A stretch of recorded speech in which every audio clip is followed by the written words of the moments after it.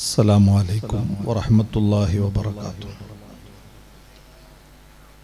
الحمد لله نحمده ونستعينه ونؤمن به ونتوكل عليه ونعوذ بالله من شرور أنفسنا ومن سيئات أعمالنا من يهده الله فلا مضل له ومن يضلله فلا هادي له ونشهد أن لا إله إلا الله وحده لا شريك له ونشهد أن سيدنا محمدا عبده ورسوله أرسله بالهدى ودين الحق ليظهره على الدين كله ولو كره المشركون. أما بعد فأعوذ بالله من الشيطان الرجيم. بسم الله الرحمن الرحيم. فاعلم أنه لا إله إلا الله. صدق الله العلي العظيم وصدق وبلغ رسوله النبي الكريم ونحن على ذلك من الشاهدين الشاكرين والحمد لله رب العالمين.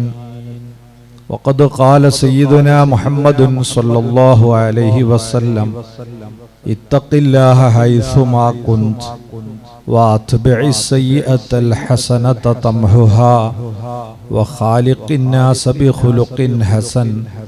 صدق رسول الله صلى الله عليه وسلم. محمد طابت الدنيا ببعثته محمد جاء بالآيات والحكم. مولاي صل وسلم دائما أبدا على حبيبك خير الخلق كلهم. محمد ذكره روح لأنفسنا محمد شكره فرض على الأمم. يا رب بالمصطفى بلغ مقاصدنا واغفر لنا ما مضى يا واسع الكرم. ഏറ്റവും ബഹുമാനം നിറഞ്ഞ സയ്യിദ് അവർകളെ, മറ്റ് സാദാത്തുക്കളെ, ഉലമാക്കളെ, ഉമറാക്കളെ, പ്രിയം നിറഞ്ഞ ഉമ്മമാരെ, സഹോദരി സഹോദരങ്ങളെ, സുഹൃത്തുക്കളെ, അള്ളാഹുവിൻ്റെ ദിക്റിന് വേണ്ടി നാം ഈ ഒരുമിച്ച് കൂടിയ മജ്ലിസ് അള്ളാഹു നമ്മിൽ നിന്ന് കബൂൽ ചെയ്യുമാറാകട്ടെ. അവൻ പൊരുത്തപ്പെടാത്ത ഏതൊക്കെ വേദികളിൽ അവൻ ഇഷ്ടപ്പെടാത്തത് കണ്ടും കേട്ടും നമ്മൾ ഇരുന്നു പോയിട്ടുണ്ടോ, ആ തിന്മകളെല്ലാം ഈ നല്ല മജ്ലിസിന്റെ പുണ്യം കൊണ്ട് അള്ളാഹു മായ്ച്ചു കളയുമാറാകട്ടെ. നാളെ ജന്നാത്തുൻ നഈമിൽ കുടുംബസമേതം ഒരുമിച്ച് കൂടാൻ ഈ സംഗമം അള്ളാഹു ഒരു കാരണമാക്കി തരുമാറാകട്ടെ. അൽഹംദുലില്ലാഹ്, ഇതുപോലെയുള്ള മജ്ലിസുകൾ നാം സംഘടിപ്പിച്ചു വരുന്നതിന്റെ പ്രധാന ഉദ്ദേശം അർഹമുർ-റാഹിമീനായ റബ്ബിനെ സംബന്ധിച്ച് നമ്മുടെ മനസ്സും നമ്മുടെ നാവും നമ്മുടെ ശരീരവുമെല്ലാം കൂടുതൽ അടുത്തറിയാനും അനുസ്മരിക്കാനും വേണ്ടിയാണ്. ഇതുപോലുള്ള മജ്ലിസിൽ പങ്കെടുത്ത് പിരിഞ്ഞു പോകുമ്പോൾ നമ്മുടെ ഈമാൻ വർദ്ധിക്കുകയും ഇബാദത്ത് കൂടുകയും ചെയ്യുന്ന വിധത്തിലാണെങ്കിൽ ഈ മജ്ലിസിന്റെ പരിപൂർണ വിജയികളിൽ നമ്മൾ ഉൾപ്പെടും. അങ്ങനെയുള്ള സദസ്സായി അള്ളാഹു നമ്മളെ മജ്ലിസിനെ കബൂൽ ചെയ്യുമാറാകട്ടെ.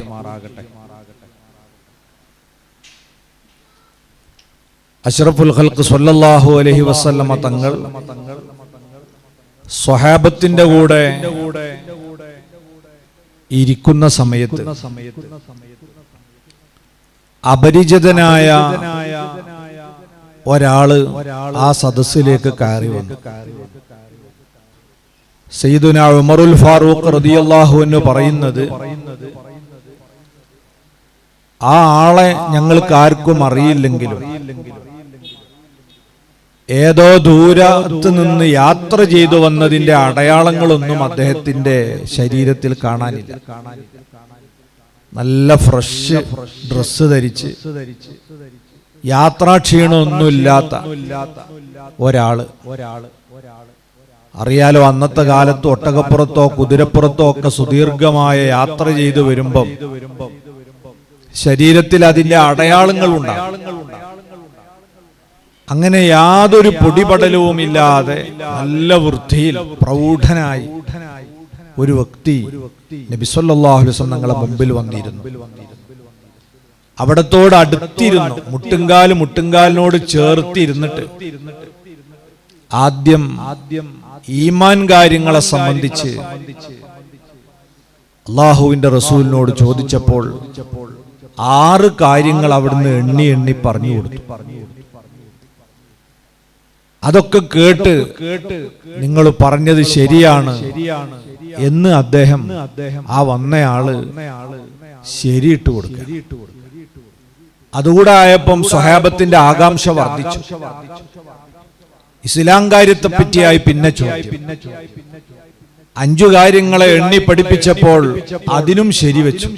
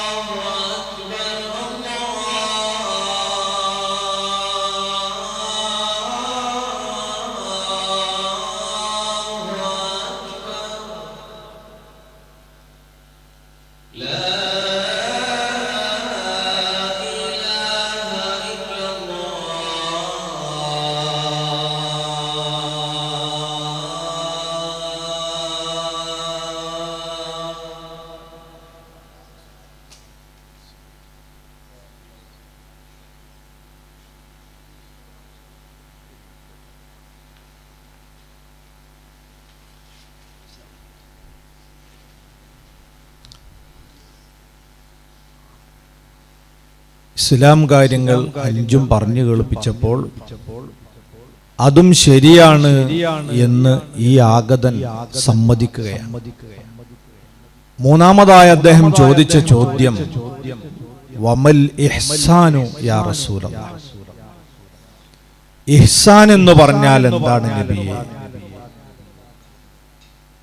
ആ ചോദ്യത്തിന് അഷ്റഫുൽ ഖൽഖ് സല്ലല്ലാഹു അലൈഹി വസല്ലം തങ്ങൾ കൊടുത്ത മറുപടി, അൻ തഅബുദ റബ്ബക കഅന്നക തറാഹു ഫഇല്ലം തകുൻ തറാഹു ഫഇന്നഹു യറാക.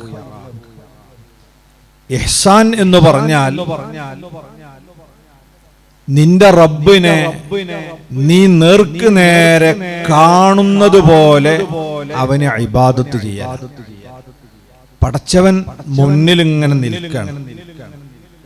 ആ സമയത്ത് ഇബാദത്ത് ചെയ്യുന്നതിന്റെ ക്വാളിറ്റി എത്ര ഉണ്ടാവും? അള്ളാനെ നമ്മളിങ്ങനെ കണ്ണുകൊണ്ട് കാണണം. അതുപോലെ ഇബാദത്ത് ചെയ്യണം. അപ്പൊ ഒരു ചോദ്യം ഉണ്ടാവും, അതിന് അള്ളാനെ നമ്മൾ കാണുന്നില്ലല്ലോ. അതിന്റെ മറുപടി എന്നോണം പറഞ്ഞു, ഫഇല്ലം തകുൻ തറാഹു, പടച്ചവനെ നീ അങ്ങോട്ട് കാണുന്നില്ലെങ്കിലും ഫഇന്നഹു യറാക, അള്ളാഹു എന്നെ ഇങ്ങോട്ട് കാണുന്നുണ്ടല്ലോ. നമ്മൾ അങ്ങോട്ട് കാണുന്നില്ലെങ്കിലും പടച്ചവൻ നമ്മളെ ഇങ്ങോട്ട് കാണുന്നുണ്ടല്ലോ. പക്ഷെ നമ്മളെ മനസ്സിൽ എന്ത് വേണം? ദാ റബ്ബ് എന്റെ മുമ്പിലുണ്ട്. ആ രീതിയിൽ ഇബാദത്ത് ചെയ്യാനുള്ള ആത്മീയ പുരോഗതി നീ നേടിയെടുക്കുന്നതിന്റെ പേരാണ് ഇഹ്സാൻ എന്ന് പറയുന്നത്. അപ്പൊ ഒരാള് മുസ്ലിം ആകാൻ വേണ്ടി നമ്മൾ സാധാരണ പറയുന്ന ഈമാൻ കാര്യവും ഇസ്ലാം കാര്യവും അറിഞ്ഞു ഉൾക്കൊള്ളുന്നതോടൊപ്പം ഇഹ്സാൻ എന്ന് പറയുന്ന ഈ ഒരു അവസ്ഥയിലേക്ക് കൂടി നമ്മൾ വളരുമ്പോഴാണ് നമ്മൾ ആത്മീയ ബോധമുള്ളവരായി മാറുക. നമ്മളെ ഒരാള് ജോലിക്ക് വിളിച്ചു, തെങ്ങിന് തടം തുറക്കാനാണ് ഉദാഹരണം പറയാം, അല്ലെങ്കിൽ വീടിന് പടവ് ചെയ്യാൻ. മുതലാളി നമ്മളെ മുമ്പിൽ ഇങ്ങനെ പണിയെടുക്കുന്നത് നോക്കി നിൽക്കുന്നുണ്ടെങ്കിൽ ആ ജോലി ചെയ്യണേന് ഇങ്ങനെ ഉണ്ടാവും, ഒരു സമയം വേസ്റ്റ് ആക്കുക നമ്മളില്ല. ആ ജോലിയിൽ എന്തെങ്കിലും അപാകത വരുത്തില്ല. വളരെ ശ്രദ്ധിച്ച് കുറച്ച് സ്പീഡിൽ ആ ആളെ നമ്മളെ മുന്നിൽ കാണുമ്പോൾ നമ്മൾ പണിയെടുക്കും.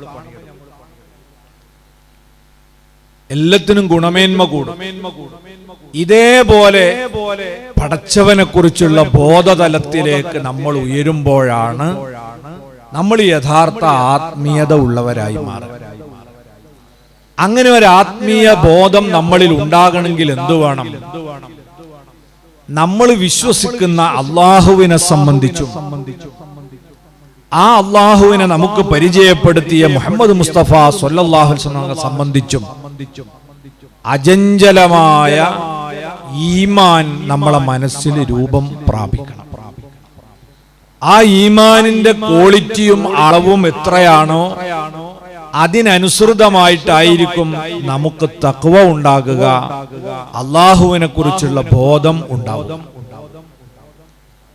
അള്ളാഹുവിനെ സംബന്ധിച്ചുള്ള ഈമാൻ ശക്തി പ്രാപിക്കണമെങ്കിൽ എന്തു വേണം? അള്ളാഹുവിനെ നമ്മൾ അറിയാൻ ശ്രമിക്കണം. നമ്മൾ ഹദ്ദാദ് ചെല്ലുമ്പോൾ സാധാരണ നേതൃത്വം നൽകുന്ന ആളുകള് ഒരാഹ്വാനം ചെയ്യാറുണ്ട് അല്ലെ, ഫഅലം അന്നഹു ലാ ഇലാഹ ഇല്ലല്ലാഹ് എന്ന് പറയുമ്പോൾ നമ്മളെല്ലാവരും കൂടെ ലാ ഇലാഹ ഇല്ലല്ലാഹ് എന്ന് ചൊല്ലും. അത് പരിശുദ്ധ ഖുർആനിലെ ഒരായത്താണ്. എന്താണ് അതിന്റെ അർത്ഥം? ഫഅലം, നീ കാര്യകാരണ സഹിതം അറിയുക. ഒരു സംഗതി നമ്മൾ അറിയുക എന്നത് 4 വിധത്തിലുണ്ട്. ഒന്ന് ശക്ക് എന്ന് പറയും, അതിനു മുമ്പ് വഹ്മ് എന്ന് പറയും, ഒരു തോന്നല്. ഉദാഹരണത്തിന് അള്ളാഹു ഉണ്ടോ, ഉണ്ട് എന്ന് ചെറിയൊരു തോന്നല് മാത്രം ഒരാളെ മനസ്സിലുണ്ടെങ്കിൽ അതിന് ഈമാന് എന്ന് പറയില്ല. ഇനി രണ്ടാമത്തെ ഒരു സ്റ്റെപ്പ് ഏതാ? ശക്കാണ്. അള്ളാഹു ഉണ്ട് എന്നതും ഇല്ല എന്നതും നമ്മളെ മനസ്സിൽ ഒരുപോലെ നിൽക്കുകയാണെങ്കിൽ അതിനാണ് ശക്ക് എന്ന് പറയാം. ഉണ്ട് എന്നതും ഇല്ല എന്നതും ഒരേ ലെവല, അതിനെപ്പറ്റിയും ഈമാൻ എന്ന് പറയില്ല. അങ്ങനെ ഉണ്ടായ നമ്മൾ മുഅ്മിനാവില്ല. മൂന്നാമത്തെ ഒരു സ്റ്റെപ്പ് ഏതാ? ലന്ന്. ഉണ്ട് എന്നതിന് മികച്ച ഒരു ധാരണ ഉണ്ട്, എന്നാലും അപ്പുറത്ത് ചെറിയൊരു വഹ്മൊരു തോന്നലില്ലേ. ഉണ്ട് എന്ന് തന്നെ മനസ്സ് പറയണതെങ്കിലും മനസ്സിന്റെ ഒരു മൂലേന്ന് അല്ലല്ലേ പഠിച്ചോനില്ലേ എന്നൊരു സംശയം വരികയാണ്, ചെറിയൊരു തോന്നൽ വരിക. അതും ഈമാനാവൂല. ഈമാൻ എന്ന് പറയുന്നത് എവിടെ എത്തണം? ഇൽമ് എന്ന് പറയുന്ന അവസ്ഥയിലെത്തണം. അതേതാ?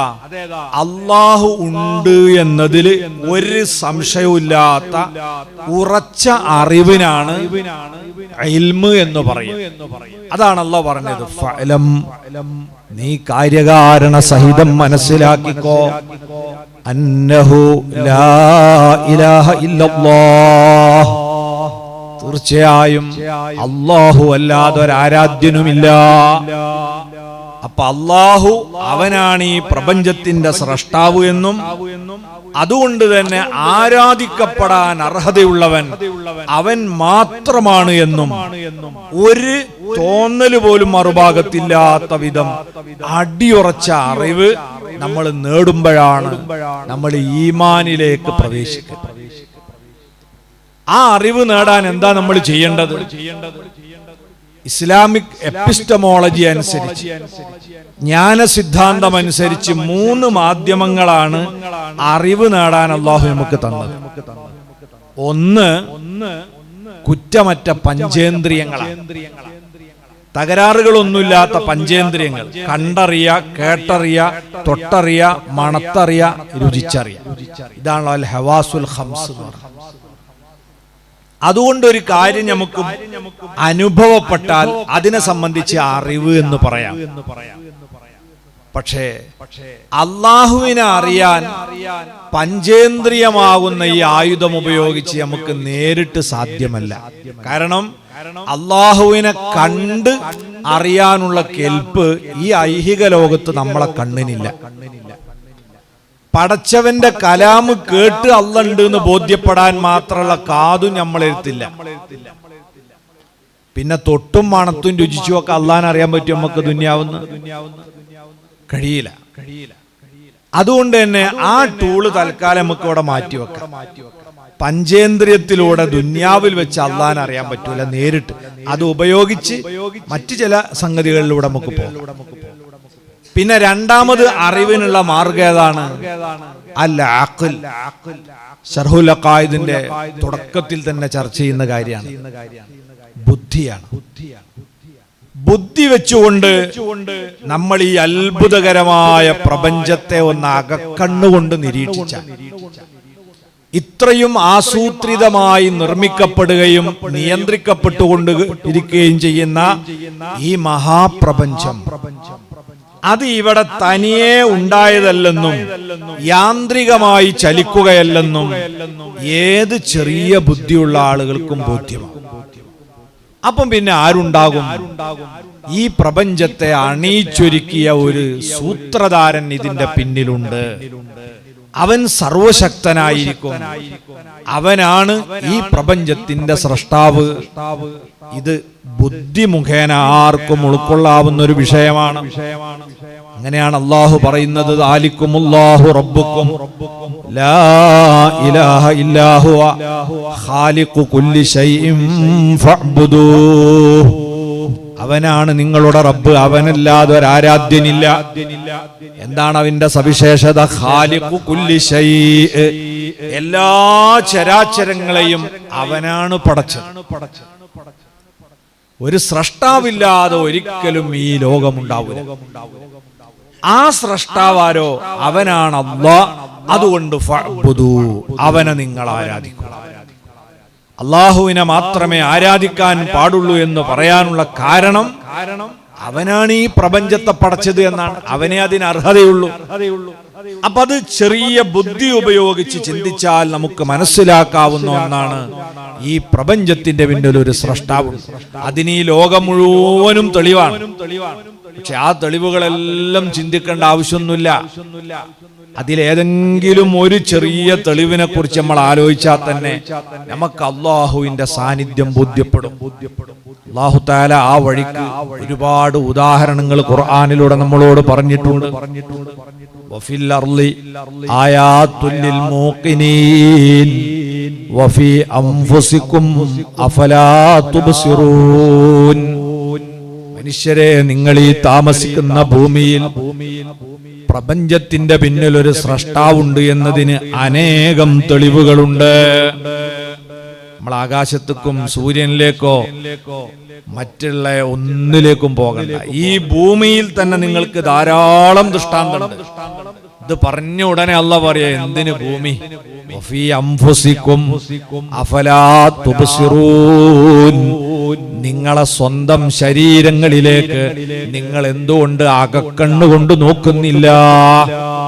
ബുദ്ധിപരമായി സ്വന്തം ശരീരത്തിലേക്ക് തിരിഞ്ഞാൽ നിങ്ങൾക്ക് ഈ പ്രപഞ്ചത്തിന്റെ പിന്നിലെ സ്രഷ്ടാവിനെ അറിയാൻ പറ്റും. എങ്ങനെയാണ് നമ്മളെ ശരീരത്തെ കുറിച്ച് നമ്മൾ അറിഞ്ഞ അള്ളാഹിനെ അറിയാൻ പറ്റും? ഇപ്പൊ നമ്മളൊക്കെ എഴുന്നേറ്റ് നിൽക്കുന്ന, നടക്കുന്ന, ഭക്ഷണം കഴിക്കുന്ന, സംസാരിക്കുന്ന, പഠിക്കുന്ന, പഠിപ്പിക്കുന്ന, ജോലി ചെയ്യുന്ന, ജോലി കൊടുക്കുന്ന ആളുകളൊക്കെ ആയിട്ട് അവിടെ ഉള്ളതില്ലേ? നമ്മൾ വീട്ടിൽ ചെന്ന് നമ്മുടെ ബർത്ത് സർട്ടിഫിക്കറ്റ് എടുക്കുക. അതിലൊരു തീയതി ഉണ്ടാവുമല്ലോ, നമ്മൾ ജനിച്ചത് ഇന്ന ഡേറ്റിലാണ്. ആ തീയതിയുടെ 9 മാസം പിന്നിലേക്ക് നമ്മൾ വെറുതെ ഒന്ന് ആലോചിക്കുക. അന്ന് നമ്മൾ ആരായിരുന്നു? ഹൽ അതാ അലൽ ഇൻസാനി ഹീനും മിനദ്ദഹരി ലം യകുൻ ശൈഅം മദ്കൂറാ. അല്ലാഹു സുബ്ഹാനഹു വ തആല ചോദിക്കുകയാണോ, മനുഷ്യ, ഒരു കാലം നീ താണ്ടി കടന്നു പോന്നിട്ടുണ്ട്. ആ കാലത്ത് ലം യകുൻ ശൈഅം മദ്കൂറാ, പറയപ്പെടാൻ മാത്രമുള്ള ഒരു വസ്തുവായിരുന്നില്ല നീ. ആ കാലം ഏതാണ്?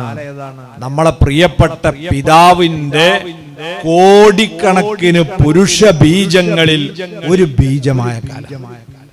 നമ്മളെ വാപ്പാന്റെ ഒരു ബീജത്തിൽ നിന്നാണ് ഞാനും നിങ്ങളൊക്കെ ഉണ്ടായത്. ആ ഒരു ബീജത്തെ സംബന്ധിച്ച് അള്ളാഹു പറയാ, ലം യകുൻ ശൈഅം മദ്കൂറാ. അതൊരു പറയാൻ മാത്രമുള്ള സംഗതിയല്ല നമ്മളെ ദൃഷ്ടിയിൽ. കാരണം എന്താ? 10,000-കണക്കിന് പുരുഷ ബീജങ്ങളെ അടുക്കി വെച്ചാൽ പോലും സാധാ കണ്ണുകൊണ്ട് നോക്കിയാൽ കാണാൻ പറ്റൂല അത്ര. അപ്പൊ ഒന്നിന്റെ വലുപ്പത്ര. അങ്ങനത്തെ ചെറിയൊരു പോയിന്റിൽ നിന്നാണ് അത്ഭുതങ്ങളിൽ അത്ഭുതമായ മനുഷ്യ ശരീരം സൃഷ്ടിച്ചുവിട്ടത് എന്ന് പറയുമ്പോഴാണ് സ്രഷ്ടാവിന്റെ സൃഷ്ടി വൈഭവത്തെ കുറിച്ച് നമ്മൾ ചിന്തിക്കേണ്ടി വരിക. ആ ചെറിയ ബീജം ഉമ്മയുടെ ഗർഭാശയത്തിൽ വെച്ചതാ ഒരണ്ടവുമായി കൂടിച്ചേർന്ന് ഗർഭാശയത്തിലേക്ക് താമസം മാറ്റി അവിടെ നിന്ന് വിഘടിച്ച് വികസിച്ച് കോശങ്ങൾ ഇങ്ങനെ വർദ്ധിക്കുകയാണ്. കാബേജിന്റെ പച്ചക്കറി ഇങ്ങനെ അരിയുമ്പോ ഇങ്ങനെ അടുക്കുകൾ കാണാറുള്ളത് പോലെ, ഉള്ളിയുടെ അടുക്കുകൾ പോലെ കോടിക്കണക്കിന് കോശങ്ങൾ ചേർത്ത് വെച്ച ഒരു സാധനമാണ് ഒരു മനുഷ്യ ശരീരം. ഏകദേശം 75 ട്രില്യണോളം കോശങ്ങളുണ്ട് അത്രേ മനുഷ്യ ശരീരത്തിൽ. ഈ കോശങ്ങളെല്ലാം ഈ നിസ്സാരമായ ബീജത്തിൽ നിന്നിങ്ങനെ രൂപപ്പെടുമ്പോൾ ആ കോശങ്ങൾ ഉപയോഗിച്ച് എന്തെല്ലാം അത്ഭുതകരമായ അവയവങ്ങൾ നമ്മളെ ശരീരത്തിന്റെ ഉള്ളിലും പുറത്തുമായി സൃഷ്ടിച്ചുകൊണ്ടിരിക്കുന്നുണ്ട്. നിങ്ങൾ ആലോചിച്ചു. അതിലൊന്നാണ് നമ്മുടെ മസ്തിഷ്കം, തലച്ചോറ് എന്ന് പറയുന്ന അവയവം. അല്ലാഹു സുബ്ഹാനഹു വ തആല അവനെ അറിയാൻ നമുക്ക് തരുന്ന വലിയൊരു ദൃഷ്ടാന്തമാണ് ശരീരം എന്ന് വെറുതെ പറഞ്ഞതല്ല. ഗർഭാശയത്തിൽ താമസിക്കുന്ന കാലത്ത് ഈ കുഞ്ഞിനൊന്നും അറിയില്ല.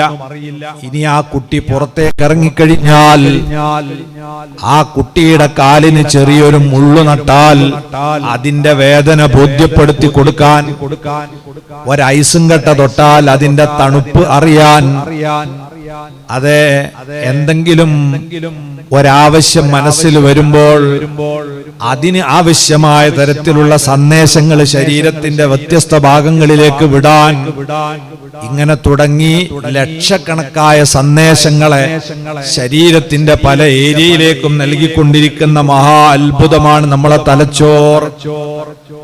അവിടെയാണ് നമ്മൾ കേൾക്കുന്നത്, സൂക്ഷിച്ചു വെക്കുന്നത്, മനഃപ്പാടമാക്കി ഓർത്തു വെക്കുന്നത്, ആവശ്യം വരുമ്പോൾ ഓർത്തെടുക്കുന്നത്.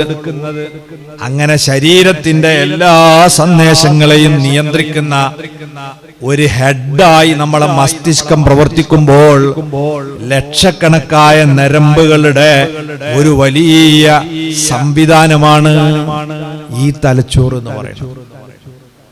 ചില ശരീരശാസ്ത്ര പണ്ഡിതന്മാര് പറയുന്നത് ഏകദേശം 465 കിലോമീറ്ററോളം വരുമത്രേ ഒരു തലച്ചോറിന്റെ ഉള്ളിൽ ചുരുട്ടി വെച്ച നരമ്പുകൾ.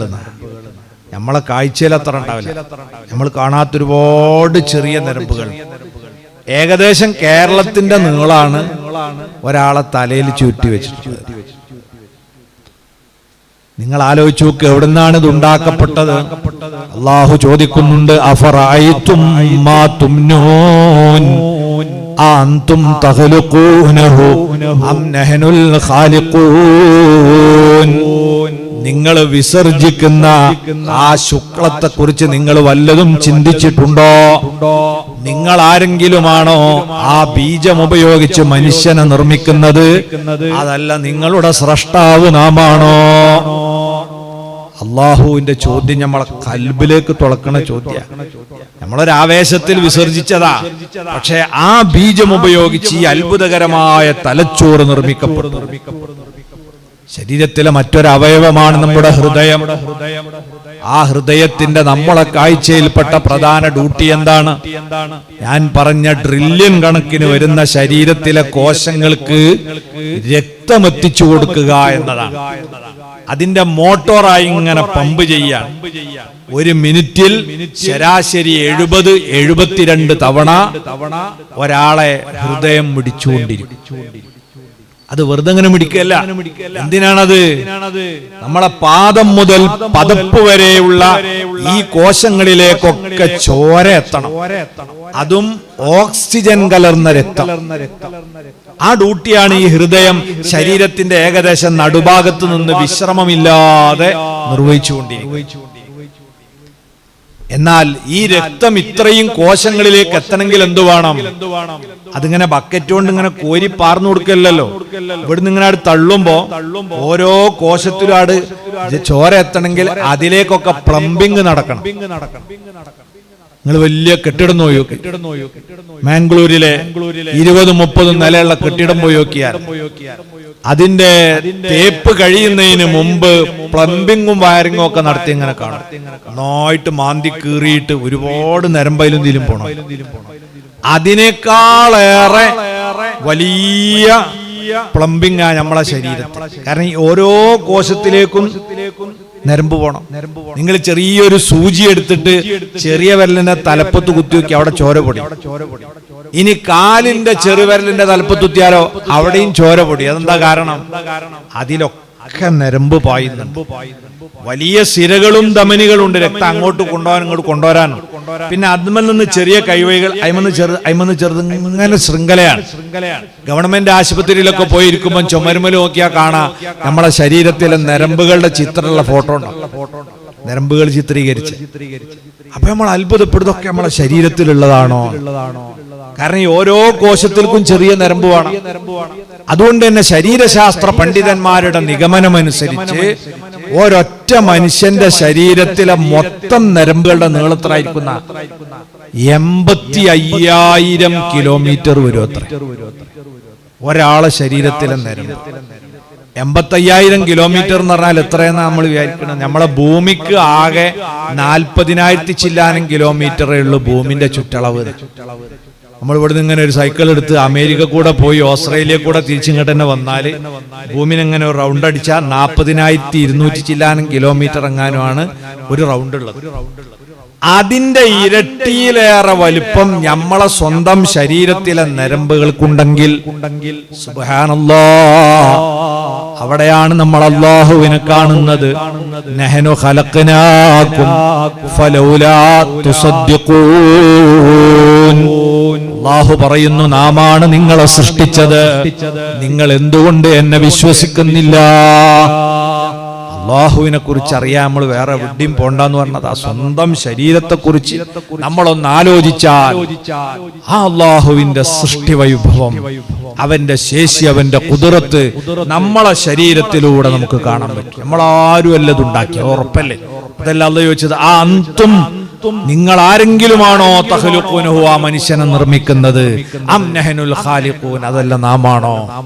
അപ്പൊ സർവശക്തനായ അല്ലാഹു ഈ നിസ്സാരമായ ബീജത്തിൽ നിന്ന് ഈ അത്ഭുതകരമായ അവയവങ്ങളെ നമുക്ക് പടച്ചു തരുന്നു.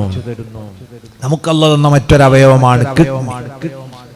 ശരീരത്തിലെ രക്തം അത് ശുദ്ധീകരിക്കപ്പെടണം. അതിലുള്ള വിഷാംശങ്ങളെ യൂറിയ വഴി മൂത്രത്തിലൂടെ പുറന്തള്ളണം. ശരീരത്തിന്റെ ജലാംശം ആവശ്യമായ ആനുപാതികം അനുസരിച്ച് നിലനിർത്തണം. ഈ ഡ്യൂട്ടികളെല്ലാം നിർവഹിച്ചുകൊണ്ടിരിക്കുന്നത് പേരക്കയുടെ വലുപ്പത്തിലുള്ള രണ്ടവയവാണ് കിഡ്നി. ആ കിഡ്നിയുടെ ഉള്ളിൽ മുഴുവനും ചെറിയ അരിപ്പകളാണ് ഈ രക്തം ക്ലീൻ ചെയ്യാൻ വേണ്ടി. നമ്മൾ വെള്ളമൊക്കെ ശുദ്ധീകരിക്കാൻ വലിയ പാത്രം വെച്ചിട്ട് അതിൽ ചിരട്ടയും കരിയും മണലും ഒക്കെ നിറച്ചു വെക്കുന്നുണ്ട്. എന്നാൽ ഈ രക്തം മൊത്തം വൃത്തിയാക്കാൻ വേണ്ടിയുള്ള നേർത്ത അരിപ്പകൾ ഇങ്ങനെ ചുരുട്ടി വെച്ചിരിക്കുകയാണ് അത്രേ ഓരോ കിഡ്നിന്റെ ഉള്ളിൽ. ആ കിഡ്നി എങ്ങാനും അതിന്റെ പണി മുടക്കിയാൽ പിന്നെ ആ ജോലി ചെയ്യേണ്ടത് നമ്മളിപ്പോ കണ്ടുപിടിച്ചതനുസരിച്ച് ഡയാലിസിസ് എന്ന് പറയുന്ന സംവിധാനം. അതിന് വലിയ മിഷനറിയും സാധനമൊക്കെ ഉണ്ട്. ഒരു നേരം ഒരാളെ ഡയാലിസിസ് ചെയ്യണമെങ്കിൽ 250 ലിറ്റർ വെള്ളം തന്നെ വേണം ഒരു നേരം ചെയ്യാൻ. പിന്നെ കുറെ കെമിക്കൽ വസ്തുക്കളുണ്ട്, മരുന്നുണ്ട്, ഉപകരണങ്ങളുണ്ട്, വില കൂടിയ സംഗതിയാണ്. എന്നാലോ കിഡ്നിയുടെ സേവനത്തിന്റെ വെറും 20% മാത്രമേ അതുകൊണ്ട് ഗുണം ഉണ്ടാവുള്ളൂ. അതാ മനുഷ്യൻ കണ്ടെത്തിയ മിഷനിന്റെ പ്രത്യേകത. അപ്പൊ ഇത്രയും ചെറിയ ഒരു കൈവെള്ളയിൽ ഒതുങ്ങുന്ന ഒരു ചെറിയ അവയവം, അതിന്റെ ഉള്ളിൽ ചുരുട്ടി വെച്ച ആ അരിപ്പ ഒരു തല പിടിച്ചിങ്ങൾ ഇവിടുന്ന് ഇങ്ങനെ നടന്നാൽ 110 കിലോമീറ്റർ ഉണ്ടാവും അത്ര അതിന്റെ നീളം. ഇനി നിങ്ങൾ ആലോചിച്ചു, ഇതൊന്നും ആരും ഇതിന്റെ പിന്നിലില്ലാതെ അത് യാന്ത്രികമായി അങ്ങ് ഉണ്ടായിപ്പോയതാണ് എന്ന് പറയാൻ മനുഷ്യന്റെ ബുദ്ധി അനുവദിക്കുന്നുണ്ടോ? ഇവിടെയാണ് വഫി അൻഫുസികും അഫലാ തുബ്സിറൂൻ. നിങ്ങളെ ശരീരങ്ങളെ സംബന്ധിച്ച് നിങ്ങൾ ആലോചിക്കുന്നില്ലേ? ഓരോന്നും ഓരോന്നും നമുക്ക് പഠിച്ചാൽ അത്ഭുതങ്ങളാണ്. ഞാൻ ആ ഭാഗം നീട്ടിപ്പറയുന്നില്ല. അതുകൊണ്ട് നമുക്ക് ഇഹ്സാൻ എന്ന് പറയുന്ന മാനസികാവസ്ഥ, പടച്ച റബ്ബിനെ സംബന്ധിച്ചുള്ള ചിന്ത, നമ്മൾ എന്ത് ചെയ്യുന്ന സമയത്തും അല്ലാഹു കാണുന്നുണ്ട് എന്ന ബോധം, യഥാർത്ഥ ആത്മീയത കൈവരിക്കാൻ അല്ലാഹുവിനെ അറിയുകയാണ് വഴി. അതിനുള്ള ഒരു മാർഗമാണ് നമ്മൾ അല്ലാഹുവിനെ കുറിച്ച് ചിന്തിക്കുക. അതിലൂടെ നമുക്ക് ഈ പ്രപഞ്ചത്തിന്റെ പിന്നിൽ അജയ്യനായ ഒരു ശക്തിയുണ്ട് എന്ന് മനസ്സിലാക്കാൻ പറ്റും. ഇനി നമുക്ക് അറിവ് നേടാനുള്ള മൂന്നാമത്തെ ഒരു മാർഗമുണ്ട്. ഖബറു സ്വാദിഖ് എന്നാണ് അതിന് പറയാ. സത്യസന്ധമായ വാർത്തകളിലൂടെ നമുക്ക് അറിവ് കിട്ടും. അമേരിക്ക എന്നൊരു രാജ്യമുണ്ട് എന്ന് ഇപ്പൊ നമ്മളൊക്കെ വിശ്വസിക്കുന്നുണ്ടല്ലോ അല്ലെ? ഉറച്ചു വിശ്വസിക്കുന്നുണ്ട്. പക്ഷെ നമ്മൾ ആരെങ്കിലും അവിടെ പോയി കണ്ടോലുണ്ട്? ഇപ്പോൾ അമേരിക്ക പോയാലുണ്ടോ? ആരുണ്ടോ? ഇല്ല. എന്നിട്ട് നമ്മൾ വിശ്വസിക്കുന്നത് എന്തുകൊണ്ടാ? അത് അത്രയും വാർത്ത വന്നു പോയല്ലേ? അതിനെ നിഷേധിക്കാൻ പറ്റാത്ത അത്ര ആളുകൾ പറയണം അങ്ങനെ ഒരു രാജ്യമുണ്ട്, അവിടെ ട്രംപ് എന്ന് പറഞ്ഞൊരു ഭരണാധികാരി ഉണ്ട് എന്നൊക്കെ പറഞ്ഞ് അതിൽ ഇനിയിപ്പോൾ ആർക്കും സാർക്കൊന്നുമില്ല. അപ്പൊ നമ്മൾ പോയി കാണണമെന്നൊന്നുമില്ല. നമുക്ക് വാർത്തയിലൂടെ കിട്ടിയാലും കുറച്ച വിവരാവും. ഇനി ഇത്രതോനെ ആളുകൾ വാർത്ത പറയണമെന്നൊന്നുമില്ല. അള്ളാഹുവിന്റെ ദൂതരാണ് എന്ന് അനിഷേധ്യമായി തെളിഞ്ഞ ഒരു വ്യക്തി പറഞ്ഞാൽ, ഒരു റസൂല് പറഞ്ഞാലും അതും തന്നെയാണ് സത്യസന്ധമായ വാർത്തയാണ്. അപ്പൊ മുഹമ്മദ് മുസ്തഫ സ്വല്ലല്ലാഹു അലൈഹി വസല്ലം തങ്ങൾ അള്ളാന്റെ റസൂലാണ് എന്നതിന് 10,000-കണക്കിന് തെളിവുകൾ. അതുകൊണ്ട് തന്നെ ആ നബി സല്ലല്ലാഹു അലൈഹി വസല്ലം തങ്ങൾ ഒരു കാര്യം പറഞ്ഞാൽ അതൊരറിവാ, അതിന് നമ്മൾ രണ്ടാമത് ആലോചിക്കേണ്ടതില്ല. അതുകൊണ്ട് തന്നെ നമുക്ക് അള്ളാനെ അറിയാനുള്ള മൂന്നാമത്തെ നമ്മളെ മുമ്പിലുള്ള വഴി മുഹമ്മദ് നബി സല്ലല്ലാഹു അലൈഹി വസല്ലം തങ്ങളാണ്. ആ നബി മുഖേനയാണ് നമ്മൾ അല്ലാഹു ആരാണ്, അവന്റെ വിശേഷണങ്ങൾ എന്തൊക്കെയാണ്, അവൻ എന്താണ് നമ്മളോട് പറയാനുള്ളത്, ഇതെല്ലാം നമുക്കറിയാനും അറിയിച്ചു തരാനും നമ്മുടെയും അള്ളാഹുവിന്റെയും ഇടയിൽ അള്ളാഹു നിശ്ചയിച്ച ദൂതരാണ് അവന്റെ റസൂലാകുന്ന മുഹമ്മദ് മുസ്തഫ സ്വല്ലല്ലാഹു അലൈഹി വസല്ലമ തങ്ങൾ. അതുകൊണ്ടാണ് മുത്ത് നബിയെ അള്ളാഹു പരിചയപ്പെടുത്തുമ്പം ഇങ്ങനെ പറഞ്ഞത്, യാ അയ്യുഹൻ നബിയു ഇന്നാ അർസൽനാക ഷാഹിദൻ വ മുബശ്ശിറൻ വ നദീറാ വദാഇയൻ ഇലല്ലാഹി ബിഇദ്നിഹി വസിറാജൻ മുനീറാ. ഓ പ്രിയപ്പെട്ട നബിയേ, ഇന്നാ അർസൽനാക, അങ്ങയെ ഞാൻ നിയോഗിച്ചിരിക്കുന്നത് ഒന്നാമതായി തന്നെ ഷാഹിദൻ, സാക്ഷിയായിട്ടാണ്. എന്തിനു സാക്ഷി? ബി അന്നഹു ലാ ഇലാഹ ഇല്ലാഹു, അല്ലാഹു അല്ലാതെ ഒരു ഇലാഹും ഇല്ല എന്നതിന് നമുക്ക് സാക്ഷി ആരാ? മുഹമ്മദ് നബി സല്ലല്ലാഹു അലൈഹി വസല്ലം തങ്ങളാ. നമ്മൾ ശരിക്കും ആലോചിക്കണം, നമ്മളാരും അള്ളാനെ കണ്ടിട്ടില്ലണ്ടോ? പടച്ചോനെ കണ്ട് ബോധ്യം വന്നവരാണോ? അല്ല. പടച്ചോന്റെ കലാമ് കേട്ട് നബിമാരുണ്ട്, നമ്മളാരും കേട്ടിട്ടില്ല. അങ്ങനെ അള്ളുണ്ട് എന്ന് ബോധ്യപ്പെട്ടവരല്ല. പടച്ചോനെ തൊട്ടറിഞ്ഞിട്ടില്ല, മണത്തറിഞ്ഞിട്ടില്ല, രുചിച്ചറിഞ്ഞിട്ടില്ല. പിന്നെ ബുദ്ധി ഉപയോഗിച്ച് നമ്മൾ അറിഞ്ഞു. ഈ അത്ഭുതകരമായ ലോകം തനിയെ ഉണ്ടാവില്ല, ഇതിന്റെ പിന്നിൽ ഒരു ശക്തിയുണ്ട്. ആ ശക്തി ആരും ആവാലോ, നമ്മൾക്ക് ഏത് നിലക്കും നമ്മളെ ബുദ്ധി പോകാം. പക്ഷെ അവിടെ ആരാണ് ആ ശക്തി? എന്താണ് അവന്റെ വിശേഷണങ്ങള്?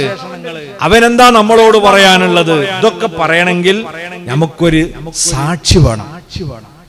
ഒരു വിഷയത്തിന് സാക്ഷി നിൽക്കുന്ന ആൾ ആരായിരിക്കണം? ദൃക്സാക്ഷി ആവണ്ടേ. നമ്മളിപ്പോ ഒരു കേസ് കൊടുക്കുകയാണ് കോടതിയിൽ, എന്നെ ഒരാൾ ആക്രമിച്ചു. അനുകൂലമായി എളുപ്പം വിധി കിട്ടണമെങ്കിൽ എന്ത് വേണം? അതിന് സാക്ഷിയെ ഹാജരാക്കണം. ആ സാക്ഷി ആരുമായിരിക്കണം? ആ ആക്രമിക്കണത് കണ്ടാളായിരിക്കണ്ടേ. അതിന് യാതൊരു ദൃക്സാക്ഷി അല്ലാത്ത ഒരാളെ സാക്ഷിയായി കൊണ്ടുപോയാൽ കേസ് നമുക്കെതിരായിട്ട് വരും. അപ്പൊ ഇതുപോലെ മുഹമ്മദ് നബി സല്ലല്ലാഹു അലൈഹി വസല്ലം സാക്ഷിയാണെന്ന് പറഞ്ഞാൽ എന്താ അതിന്റെ അർത്ഥം? അള്ളാഹുവിനെ നേരിൽ കണ്ട സാക്ഷിയാണ് മുത്തുനബി. അതോടൊപ്പം അള്ളാഹുവിനെ കേട്ട സാക്ഷിയുമാണ്, അള്ളാഹുവിൽ നിന്ന് വഹയി സ്വീകരിച്ച സാക്ഷിയുമാണ്. അധിക പ്രവാചകന്മാരും വഹയി സ്വീകരിച്ച് സാക്ഷ്യം വഹിക്കാൻ മാത്രം കെൽപ്പുള്ളവരാണ്. മൂസാ നബി അലൈഹി സ്വലാത്തു വസ്സലാം അള്ളാഹുവിന്റെ കലീമായതുകൊണ്ട് അവിടുത്തെ കലാമും കൂടെ കേട്ട സാക്ഷിയാണ്. എന്നാൽ മുത്ത് റസൂൽ സ്വല്ലല്ലാഹു അലൈഹി വസല്ലം തങ്ങള് ഇത് രണ്ടിനും പുറമെ അള്ളാഹുവിനെ നേരിൽ കണ്ട സാക്ഷി കൂടിയാണ്. സറൈത മിൻ ഹറമിൻ ലൈലൻ ഇലാ ഹറമി കമാ സറൽ ബദ്റു ഫീ ദാജിം മിനൽ ളുലമി വബിത്ത തർഖാ ഇലാ അന്നിൽ തമൻസിലതൻ മിൻ ഖാബി ഖൗസൈൻ ലം തുദ്റക് വലം തുറമി മൗലായ സ്വല്ലി വസല്ലിം ദായിമൻ അബദാ അലാ ഹബീബിക ഖൈരിൽ ഖൽഖി കുല്ലിഹിം. വിശുദ്ധ ഹറം ഷരീഫിൽ നിന്ന് ബൈത്തുൽ മഖ്ദസിലേക്കും തുടർന്ന് സപ്താകാശങ്ങൾ താണ്ടിക്കയറി സിദ്റത്തുൽ മുന്തഹ കടന്ന് ബഹറുൻ നൂറിലൂടെ സഞ്ചരിച്ചു ചെന്ന് യജമാനനായ റബ്ബിനെ നേരിൽ കണ്ട് മുനാജാത്ത് നടത്തിയ സാക്ഷിയാണ് മുഹമ്മദുർ റസൂലുള്ളാഹി സ്വല്ലല്ലാഹു അലൈഹി വസല്ലം. ആ മുത്ത് നബിയാണ് നമുക്ക് അള്ളാഹുവിനെ പരിചയപ്പെടുത്തുന്നത്. അതിനെന്ത് വേണം? നബി സല്ലല്ലാഹു അലൈഹി വസല്ലം അള്ളാന്റെ റസൂലാണ് എന്ന് നമുക്ക് ബോധ്യം വരണം. മുത്തുനബി അള്ളാന്റെ റസൂലാന്ന് ബോധ്യം വരാൻ എന്താ വഴി? അതിന് അള്ളാഹു നബി തങ്ങൾക്ക് കൊടുത്ത മുഅ്ജിസത്തുകളാണ്. ഒരു സാധാരണ മനുഷ്യന് ഇല്ലാത്ത അസാധാരണമായ ഒരുപാട് സിദ്ധികൾ നബി സല്ലല്ലാഹു അലൈഹി വസല്ലം നിങ്ങൾക്ക് അല്ലാഹു കൊടുത്തു. അതിലൂടെയാണ് മുഹമ്മദ് നബി നിങ്ങൾ ഒരു സാധാരണ മനുഷ്യനല്ല, ദൈവദൂതരാണ് എന്ന് നമ്മൾ വിശ്വസിക്കുക. ആ വിശ്വാസത്തിൽ നിന്നാണ് യഥാർത്ഥത്തിൽ നമ്മളെ ഈമാൻ തുടങ്ങുക. നബി സല്ലല്ലാഹു അലൈഹി വസല്ലം തങ്ങളിലൂടെയാണ് നമ്മൾ വിശദമായി അല്ലാഹുവിനെ അറിയുന്നത്. അതുകൊണ്ടാണ് ശർഹുൽ അഖായിദ് നമ്മളെ വിശ്വാസശാസ്ത്രം പഠിപ്പിക്കുന്ന ഗ്രന്ഥങ്ങളിലൊക്കെ പറഞ്ഞത് കാണാം, ഈമാൻ എന്നാൽ എന്താണ്, അതിന്റെ നിർവചനം എങ്ങനെയാ പറഞ്ഞത്. അൽ ഈമാനു തസ്ദീഖു മാ ജാഅ ബിഹി നബി സല്ലല്ലാഹു അലൈഹി വസല്ലം മിൻ ഇൻദില്ലാഹി അസ്സ വജൽ. മുത്തു റസൂൽ സല്ലല്ലാഹു അലൈഹി വസല്ലം തങ്ങൾ അല്ലാഹുവിൽ നിന്ന് കൊണ്ടുവന്നതാണെന്ന് സ്ഥിരപ്പെട്ട എല്ലാ കാര്യങ്ങളെയും അംഗീകരിച്ച് വിശ്വസിക്കുന്നതിന്റെ പേരാണ് ഈമാൻ.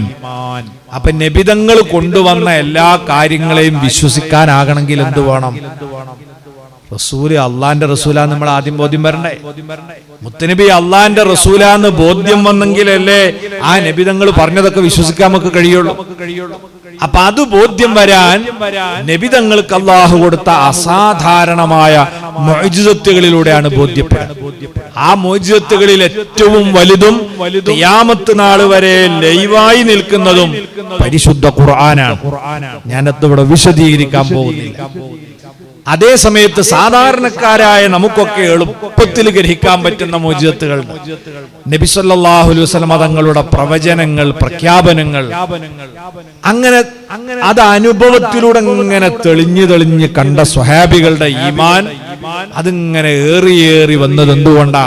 നബിതങ്ങളിലൂടെ കണ്ട മുഅ്ജിസത്ത് കൊണ്ട്. നബിതങ്ങൾ പലതരത്തിലുള്ള മുഅ്ജിസത്തും പ്രകടിപ്പിച്ചിട്ടുണ്ട്. അതിലൊന്നാണ് അവിടുത്തെ പ്രവചനങ്ങൾ. ഭാവിയിൽ വരാൻ പോകുന്ന കാര്യങ്ങളെ മുൻകൂട്ടി പറയുക, എന്നിട്ടോ അത് പുലരുന്നതായി അവർക്ക് അനുഭവപ്പെടും. അങ്ങനത്തെ അനേകം മുഅ്ജിസത്ത് നബിതങ്ങൾ പറഞ്ഞു, തൊട്ടടുത്ത സമയത്ത് പുലർന്നതുണ്ട്. ഏതാനും മാസങ്ങൾക്ക് ശേഷം, വർഷങ്ങൾക്ക് ശേഷം, നബിതങ്ങളെ ജീവിതകാലത്ത്, അവിടുത്തെ വഫാത്തിന് ശേഷം, സ്വഹാബത്തിന്റെ കാലത്ത്, താബീങ്ങളുടെ കാലത്ത്, ഇനി ഖിയാമത്ത് നാൾ വരെ പുലരാനിരിക്കുന്ന അനേകം പ്രവചനങ്ങൾ. അത് ഓരോന്നും പുലർന്നു കാണുമ്പോൾ മുഹമ്മദ് നബി സല്ലല്ലാഹു അലൈഹി വസല്ലം നിങ്ങൾ അല്ലാഹുവിന്റെ ദൂതരാണ് എന്ന് ലോകത്തിന് കൂടുതൽ തെളിഞ്ഞു വരും. ഉമർ ഖത്താബ് റളിയല്ലാഹു അൻഹു ഒക്കെ വലിയ ബുദ്ധിയുള്ള മനുഷ്യനാണ്, ചെറിയ ബുദ്ധിയൊന്നുമല്ല. അങ്ങനെ ബുദ്ധിമാനായ ഉമർ റളിയല്ലാഹു അൻഹു, അബൂബക്കർ സിദ്ദീഖ് റളിയല്ലാഹു അൻഹു, അവരൊക്കെ നബി സല്ലല്ലാഹു അലൈഹി വസല്ലം അല്ലാഹുവിന്റെ റസൂലാന്ന് വിശ്വസിച്ചത് എന്തുകൊണ്ടാ? അവർ ഈ കണ്ടിട്ടും മായാജാലങ്ങളൊന്നും കണ്ടിട്ടല്ല, അത് നിഷേധിക്കാനാകാത്ത മുഅ്ജിസത്തുകൾ ഇങ്ങനെ കണ്ടിട്ടാണ്. ബദർ യുദ്ധം നടക്കുകയാണ്, നാളെ യുദ്ധം ആരംഭിക്കും. തലേന്ന് നബി സല്ലല്ലാഹു അലൈഹി വസല്ലം സ്വഹാബത്തിനെ കൂട്ടിക്കൊണ്ടുപോയിട്ട് പറയാ, ഹാദാ മസ്റഉ ഫുലാൻ, ഇവിടെയാണ് അബൂജഹൽ വീണെടുക്കുക. ഹാദാ മസ്റഉ ഫുലാൻ, ഇവിടെ ഉത്ബത്ത്, അവിടെ ശൈബത്ത്, അപ്പുറത്ത് വലീദ്. ഇത് പറയുമ്പം ഈ സ്വഹാബത്തിന്റെ അവസ്ഥ നമ്മളൊന്ന് മനസ്സിലാക്കണേ. ഉടുക്കാൻ തുണിയില്ല, കാൽമല് ചെരുപ്പില്ല, കഴിക്കാൻ ഭക്ഷണമില്ല, കയ്യിൽ ആയുധമില്ല, ഇതൊന്നുമില്ലാത്തൊരു 313 ആളുകൾ. അവരോട് പറയാ, തൊട്ടപ്പുറത്തതാ 1000-ൽ പരം വരുന്ന സർവായുധ വിഭൂഷിതരായ സൈന്യാണ്. ശരീരം മുഴുവനും പടച്ചട്ട കൊണ്ട് പൊതിഞ്ഞ ആളുകളാണ് ഈ വലീദും മുത്തുബത്തും ശൈബത്തും അബൂജഹലും ഒക്കെ. ഓലാണെങ്കിലോ മറ്റേ പട്ടാളക്കാരുടെ തലവന്മാരുമാണ്. അവരൊക്കെ നാളെ ഇവിടെ വീണ് പെടയുമെന്ന് നബി സല്ലല്ലാഹു അലൈഹി വസല്ലം ഇന്നിങ്ങനെ പ്രവചിക്കുകയാണ്. ഇതെന്തിനാ പ്രവചിച്ചത്? സ്വഹാബത്തിന്റെ ഈമാൻ വർദ്ധിക്കാനാണ്. അവർക്ക് ഉറപ്പാ നബിതങ്ങൾ പറഞ്ഞാൽ അത് സംഭവിക്കും. ഉമർ ഖത്താബ് നിങ്ങൾ പറയാ, ആ സമയത്ത് ഞാൻ ആ സ്ഥലത്ത് അടയാളം വെച്ചു. അബൂജഹലിന്റെ സ്ഥലത്ത് അബൂജഹലിന് അടയാളം വെച്ചു, മറ്റോടത്ത് അടയാളം വെച്ചു, എല്ലായിടത്തും വെച്ചു. സുബ്ഹാനല്ലാഹ്, പിറ്റേന്ന് ബദർ യുദ്ധം നടന്നു. അത് കഴിഞ്ഞു. മഹാനായ ഉമർ ഖത്താബ് റളിയല്ലാഹു അൻഹു പറയുന്നു, ഞാൻ ആ സ്ഥലങ്ങളിലൊന്ന് പോയി നോക്കട്ടെ എന്ന് കരുതി. അള്ളാന്റെ റസൂലിന്റെ പ്രവചനമല്ലേ. ചെന്ന് നോക്കുമ്പോഴതാ ഒരിഞ്ച് പോലും ആ സ്ഥലത്തിൽ നിന്ന് മാറാതെ അബൂജഹിൽ വീണ് കിടക്കുന്നു, മറ്റ് നേതാക്കൾ വീണ് കിടക്കുന്നു. സ്വദഖ്ത യാ റസൂലല്ലാഹി സ്വദഖ്ത. അല്ലാഹുവിന്റെ ഹബീബേ, അവിടുന്ന് പറഞ്ഞത് സത്യമായി ഇതാ പുലർന്നിരിക്കുന്നു. എങ്ങനെ ഇവരെ ഈമാൻ വർദ്ധിക്കാതിരിക്കും? ഉമർ ഖത്താബ് തങ്ങളുടെയും മറ്റു സ്വഹാബികളുടെ ഈമാൻ അതുകൊണ്ടല്ലേ വർദ്ധിച്ചത്. ബദർ യുദ്ധത്തിൽ തന്നെ 70 ആളുകളെ പിടിക്കപ്പെട്ടല്ലോ. ആ കൂട്ടത്തിൽ ഒരാളായിരുന്നു സയ്യിദുന അബ്ബാസ് റളിയല്ലാഹു അൻഹു. അന്ന് പരസ്യമായിട്ട് ഇസ്ലാമിൽക്ക് വന്നിട്ടില്ല, യുദ്ധത്തിന് വരാൻ താല്പര്യമില്ലേനു. പക്ഷെ അബൂജഹൽ പിടിച്ചു വലിച്ചു കൊണ്ടുവന്ന, നിങ്ങൾ പോന്നേ പറ്റും, നിങ്ങളെ പോലത്തെ നേതാക്കന്മാർ വരാതിരുന്ന ചെറുപ്പക്കാരെ ആവേശം ചോരുന്നൊക്കെ പറഞ്ഞ് വലിച്ചു കൊണ്ടുവന്നതാണ്. സംഗതി വശാൽ പിടിക്കപ്പെട്ട 70 പേരിൽ ഒരാള് അബ്ബാസ് തങ്ങളാണ്. നബി സല്ലല്ലാഹു അലൈഹി വസല്ലമയുടെ എളാപ്പയാണല്ലോ. യുദ്ധ തടവുകാരെ വിട്ടയക്കാൻ വേണ്ടി ഓരോരുത്തർക്കും ഫിദിയ പ്രഖ്യാപിച്ചപ്പം എളാപ്പക്ക് ഒരളവും കൊടുത്തില്ല. ഇല്ലെന്നു മാത്രല്ല, നല്ല സമ്പന്നനായതുകൊണ്ട് വലിയ സംഖ്യ വിധിച്ചു. മാത്രല്ല, എളാപ്പ് എന്തു കൊടുത്താ പോരാ, എളാപ്പന്റെ തുക മാത്രം അടച്ചാ പോരാ, ഇവരെ കുടുംബത്തിൽ നിന്ന് വന്ന ഒരാളുണ്ട്, അയാൾ പാവപ്പെട്ട ആള്, അയാളെ തുക അടക്കണം. സഖ്യസേനയിൽപ്പെട്ട ഒരാളുണ്ട്, അയാളതും അടക്കണം. 3 ആളുടെ നിങ്ങൾ അടക്കണം. ആരോട്? എളാപ്പ അബ്ബാസ് തങ്ങളോട്. അപ്പൊ കുടുംബബന്ധമൊക്കെ മുന്നിൽ വെച്ച് മെല്ലെ സ്വകാര്യമായിട്ട് ചോദിച്ചു, അല്ല അതിന് മാത്രമുള്ള കാശൊന്നും എന്റെ അടുത്തില്ല, അന്നൊന്ന് കുറച്ചുകൂടെ എന്ന് ചോദിച്ചു. അപ്പോഴാണ് അള്ളാന്റെ റസൂൽ ഒരൊറ്റ ചോദ്യം, ഫൈനൽ മാലുല്ലദീ ദഫൻത അൻത വ ഉമ്മുൽ ഫളി. അബ്ബാസ് എന്നവരെ, നിങ്ങളും നിങ്ങളുടെ ഭാര്യ ഉമ്മുൽ ഫളിലും ചേർന്ന് കുഴിച്ചിട്ട ധനം പിന്നെ എന്തായി പോയി? ഏത് ധനത്തെ പറ്റിയായി ചോദിക്കുന്നത് എന്നറിയോ? ബദർ യുദ്ധത്തിലേക്ക് പുറപ്പെടുന്നതിന്റെ തലേനാൾ മക്കയിലതാ അബ്ബാസ് എന്നവര് താൻ സംഭരിച്ചു വെച്ച സ്വർണ്ണ നാണയങ്ങളൊക്കെ ഒരു കിഴിയിലാക്കി കെട്ടിയിട്ട് വീട്ടിന്റെ ഒരു മൂലയിൽ കുഴി കുഴിച്ചിട്ട് അതിലിട്ട് മൂടുകയാണ്. ഭാര്യ മാത്രം സാക്ഷി. ഭാര്യയോട് പറയുന്നു, ഈ യുദ്ധത്തിൽ എനിക്ക് വല്ലതും സംഭവിച്ചാൽ ഇതെന്റെ ആൺമക്കൾക്ക് വീതം വെച്ചു കൊടുക്കണേ. നിങ്ങൾ അങ്ങനെ പറഞ്ഞല്ലേ യുദ്ധത്തിന് പോന്നത്, ആ പണം പിന്നെ എന്തായി എന്ന് വെച്ചു.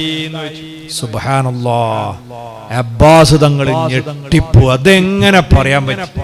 ഇന്നത്തെ കാലത്താണെങ്കിൽ നമുക്ക് എങ്ങനെ ആരെങ്കിലും വാട്സപ്പ് പിടിച്ച് വിട്ടുകൊടുത്താന്നൊക്കെ പറയാലോ. ഇത് 500 കിലോമീറ്റർ ദൂരം അങ്ങട്ടെ, മക്കയും മദീനയും തമ്മിൽ. അത്ര ദൂരത്ത് വെച്ച് ഈ സ്വകാര്യമായി ഈ 2 പേരല്ലാത്തൊരു ഈച്ചയും അറിയാത്ത രഹസ്യം അള്ളാന്റെ റസൂൽ അങ്ങ് പറയാ. അപ്പോഴാണ് അബ്ബാസ് തങ്ങൾ പറയുന്നു, മാ അയ്ഖൻതു അന്നക റസൂലുള്ളാഹി ഹത്ത സാഅ. നബിയേ, ഈ നിമിഷം വരെ അവിടുന്ന് അള്ളാന്റെ റസൂലാണ്. ഇന്നി അയ്ഖൻതു അന്നക റസൂലുള്ളാഹി. തീർച്ചയായും അവിടുന്ന് അള്ളാന്റെ റസൂലാണെന്ന് ഞാൻ ഉറച്ചു വിശ്വസിക്കുകയാണ്. കാരണം ഇത് ഞാനും എന്റെ ഭാര്യയുമല്ലാത്ത മൂന്നാമത്തൊരു കക്ഷി അറിയില്ല. ഇത് ദൈവദൂതരായതുകൊണ്ട് മാത്രം നിങ്ങൾക്കറിയാൻ സാധിച്ചതാണ്. ഇങ്ങനെ നബി സല്ലല്ലാഹു അലൈഹി വസല്ലം അള്ളാന്റെ റസൂലാന്ന് ഓൽക്ക് ബോധ്യമാണ്. ആ ബോധ്യത്തിൽ നിന്നാണ് നബി പറഞ്ഞതൊക്കെ സ്വീകരിക്കുക എന്നുള്ള മാനസികാവസ്ഥയിലേക്ക് നമ്മളെ ഈമാൻ വളരുക. അങ്ങനത്തെ എത്ര പ്രവചനം. എന്നാ ചില ആൾക്കാർ പറയാ നബി ഗൈബ് അറിയില്ല. നിങ്ങൾ ആലോചിച്ചു, നബി എന്ന് പറഞ്ഞ പദത്തിന്റെ അർത്ഥങ്ങൾ മുഞ്ചിതൊക്കെ എടുത്തു. അതിന്റെ ഭാഷാർത്ഥം തന്നെ എന്താ? നബി എന്ന് പറഞ്ഞാൽ ഭാവിയിൽ വരാൻ പോകുന്ന കാര്യങ്ങളെ മുൻകൂട്ടി പറയുന്ന ആള്. അതിന്റെ മലയാളാണ് പ്രവാചകൻ എന്ന് പറഞ്ഞത്. പ്രവാചകൻ എന്ന് പറഞ്ഞാൽ ഭാവിയിൽ വരാൻ പോകുന്ന പ്രവചിക്കുന്ന ആള്. അപ്പൊ നബി ഗൈബ് അറിയില്ല എന്ന് പറഞ്ഞാൽ അതിന്റെ നേർക്കേര അർത്ഥം എന്താ? ഭാവിയിൽ വരാൻ പോകുന്ന കാര്യങ്ങളെ മുൻകൂട്ടി പറയുന്ന ആള് ഭാവി അറിയില്ല. അങ്ങനെയല്ല അതിന്റെ അർത്ഥം പേര്. ഖുർആൻ പറഞ്ഞതോ വമാ ഹുവ അലൽ ഗൈബി ബിളനീൻ. മുഹമ്മദ് നബി സല്ലല്ലാഹു അലൈഹി വസല്ലം തങ്ങൾ അദൃശ്യം പറയുന്നതിൽ ഒട്ടും പിശുക്ക് കാണിക്കുന്ന ആളല്ല. അല്ലെങ്കിൽ മുഹമ്മദ് നബി സല്ലല്ലാഹു അലൈഹി വസല്ലം തങ്ങൾ അദൃശ്യം പറയുന്ന വിഷയത്തിൽ സംശയിക്കപ്പെടുന്ന ആളല്ല. അത് കൃത്യമായി പുലരും അവിടുന്ന് പറഞ്ഞാൽ. ആവശ്യമുള്ളപ്പോൾ യഥേഷ്ടം പറയും, ചിലത് പറയാതെ പൊക്കും. അത് കണ്ടിട്ട് അറിയാത്ത ആളാണെന്ന് പറഞ്ഞു പോകണ്ട. മുഹമ്മദ് നബി സല്ലല്ലാഹു അലൈഹി വസല്ലമയുടെ മുഅ്ജിസത്തുകളിൽ പ്രധാനപ്പെട്ട ഒന്നാണ് ഗൈബിയായ കാര്യങ്ങളെ പ്രവചിക്കുക, അതുപോലെ പുലരുക. മക്കം ഫത്ഹിന്റെ ദിവസം നബി സല്ലല്ലാഹു അലൈഹി വസല്ലം സ്വഹാബത്തും മക്കയിലേക്ക് പ്രവേശിക്കുന്ന സമയത്ത് അബൂ സുഫിയാൻ റളിയല്ലാഹു അൻഹുവിനെ പിടികൂടി. നബി തങ്ങൾ ഇസ്ലാമിനെ പരിചയപ്പെടുത്തി, ഇനി നിവൃത്തിയില്ല, നിങ്ങൾ കൂടെ വന്നോളി, അതാ നിങ്ങൾക്ക് നല്ലത്. അപ്പൊ അവിടുന്ന് കലിമ ചൊല്ലി. അത് കഴിഞ്ഞ് നബി തങ്ങൾ മക്കയിലേക്ക് പ്രവേശിച്ചു, കഅബ ശുദ്ധീകരിച്ചു, തവാഫ് ചെയ്തു. അവസാനം സഫയിൽ നിന്നിങ്ങനെ ബൈഅത്ത് നടക്കുകയാണ്. ഇതിങ്ങനെ കണ്ടിട്ട് സഹിക്കാൻ കഴിയുന്നില്ല. അബൂ സുഫിയാൻ തങ്ങളെ മനസ്സിങ്ങനെ വേദനിക്കേണ്ടത്, ഇത്രയും കാലം ഞാൻ എതിർത്ത് അവസാനം പരാജയപ്പെട്ടല്ലോ. അങ്ങനെ നബി തങ്ങൾ ബൈഅത്ത് നടത്തുമ്പോൾ സഫാ കുന്നിന്റെ താഴെ ഒരു കുന്നുമ്മലിരുന്ന് മൂപ്പരിങ്ങനെ മനസ്സിലൊന്ന് കണക്കൂട്ടിയതാ. എന്താ? ലൗ ജമഅതു ലി മുഹമ്മദിൻ ജംആ, മുഹമ്മദിനെതിരെ ഒരു സൈനിക സജ്ജീകരണം കൂടി നടത്തി നോക്കിയാലോന്ന്. നേരത്തെ ആ കലിമല്ല് അങ്ങനെ അറിഞ്ഞു ചെല്ലിയതല്ല, ഇത് മനസ്സിൽ ഇങ്ങനെ ഒന്നുകൂടി ഒരു സൈനിക സജ്ജീകരണം കൂടി നടത്തിയാലോന്നിങ്ങനെ മനസ്സ് കണക്കൂട്ടിട്ടേ ഉള്ളൂ. അപ്പം നബിതങ്ങൾ ഇറങ്ങി വന്നിട്ട് അങ്ങോട്ട് തിരിഞ്ഞിരിക്കണ അബൂ സുഫിയാന്റെ പുറത്തൊരടി കൊടുത്തിട്ട് പറഞ്ഞു, ഇദൻ യുഹ്സികല്ലാഹു അബദാ. അബൂ സുഫിയാൻ, എനിക്കെതിരെ ഒരു സൈനിക സജ്ജീകരണം കൂടി നിങ്ങൾ നടത്തുകയാണെങ്കിൽ ഒരിക്കലും നിങ്ങൾ വിജയിക്കാൻ പോണില്ല. ഇയാൾ ആരോടും പറഞ്ഞില്ലേ, സ്വന്തം മനസ്സിൽ വിചാരിച്ചത് നബി തങ്ങൾ അങ്ങോട്ട് പറയാണ്. അവിടെ വെച്ചാണ് അബൂ സുഫിയാൻ തങ്ങൾ പറയുന്നതുമായി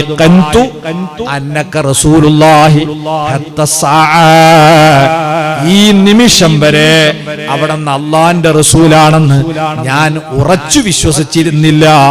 ഇപ്പോൾ എനിക്കിതാ ബോധ്യം വന്നിരിക്കുന്നു. കാരണം എന്റെ മനസ്സിലുള്ളതാണ് അവിടുന്ന് അപ്പ കൃത്യമായി. അങ്ങനത്തെ മോചിതത്തുകൾ ഇങ്ങനെ സ്വഹാബത്ത് അനുഭവിച്ചിട്ടാണ് അവരെ ഈമാൻ ഇങ്ങനെ കയറിപ്പോയത്. അഷ്റഫുൽ ഖൽഖ് സ്വല്ലല്ലാഹു അലൈഹി വസല്ലം തങ്ങളും സ്വഹാബത്തും പോവാണ് തബൂക്കിലേക്ക്. ഒരുപാട് മോചിതത്തുകൾ ഉണ്ടായ ഒരു യാത്രയാണ്. തബൂക്കിൽ എത്തിയപ്പോൾ നബി സല്ലല്ലാഹു അലൈഹി വസല്ലം തങ്ങൾ സ്വഹാബത്തിനോട് പറഞ്ഞു, സതഹുബ്ബുൽ ലൈലത റീഹുൻ ശദീദ്. ഇമാം ബുഖാരി സ്വഹീഹ് റിപ്പോർട്ട് ചെയ്ത ഹദീസിൽ കാണാം, ഇന്ന് രാത്രി അതിശക്തമായ കാറ്റടിച്ചു വീശും. അതുകൊണ്ട് കാറ്റടിക്കാൻ തുടങ്ങിയാൽ എല്ലാവരും നിലത്ത് അമർന്ന് കിടന്നോളണം. എപ്പോഴെങ്ങനെയാണ് കാറ്റടിക്കുമ്പോൾ നിലത്ത് അമർന്ന് കിടക്കണം.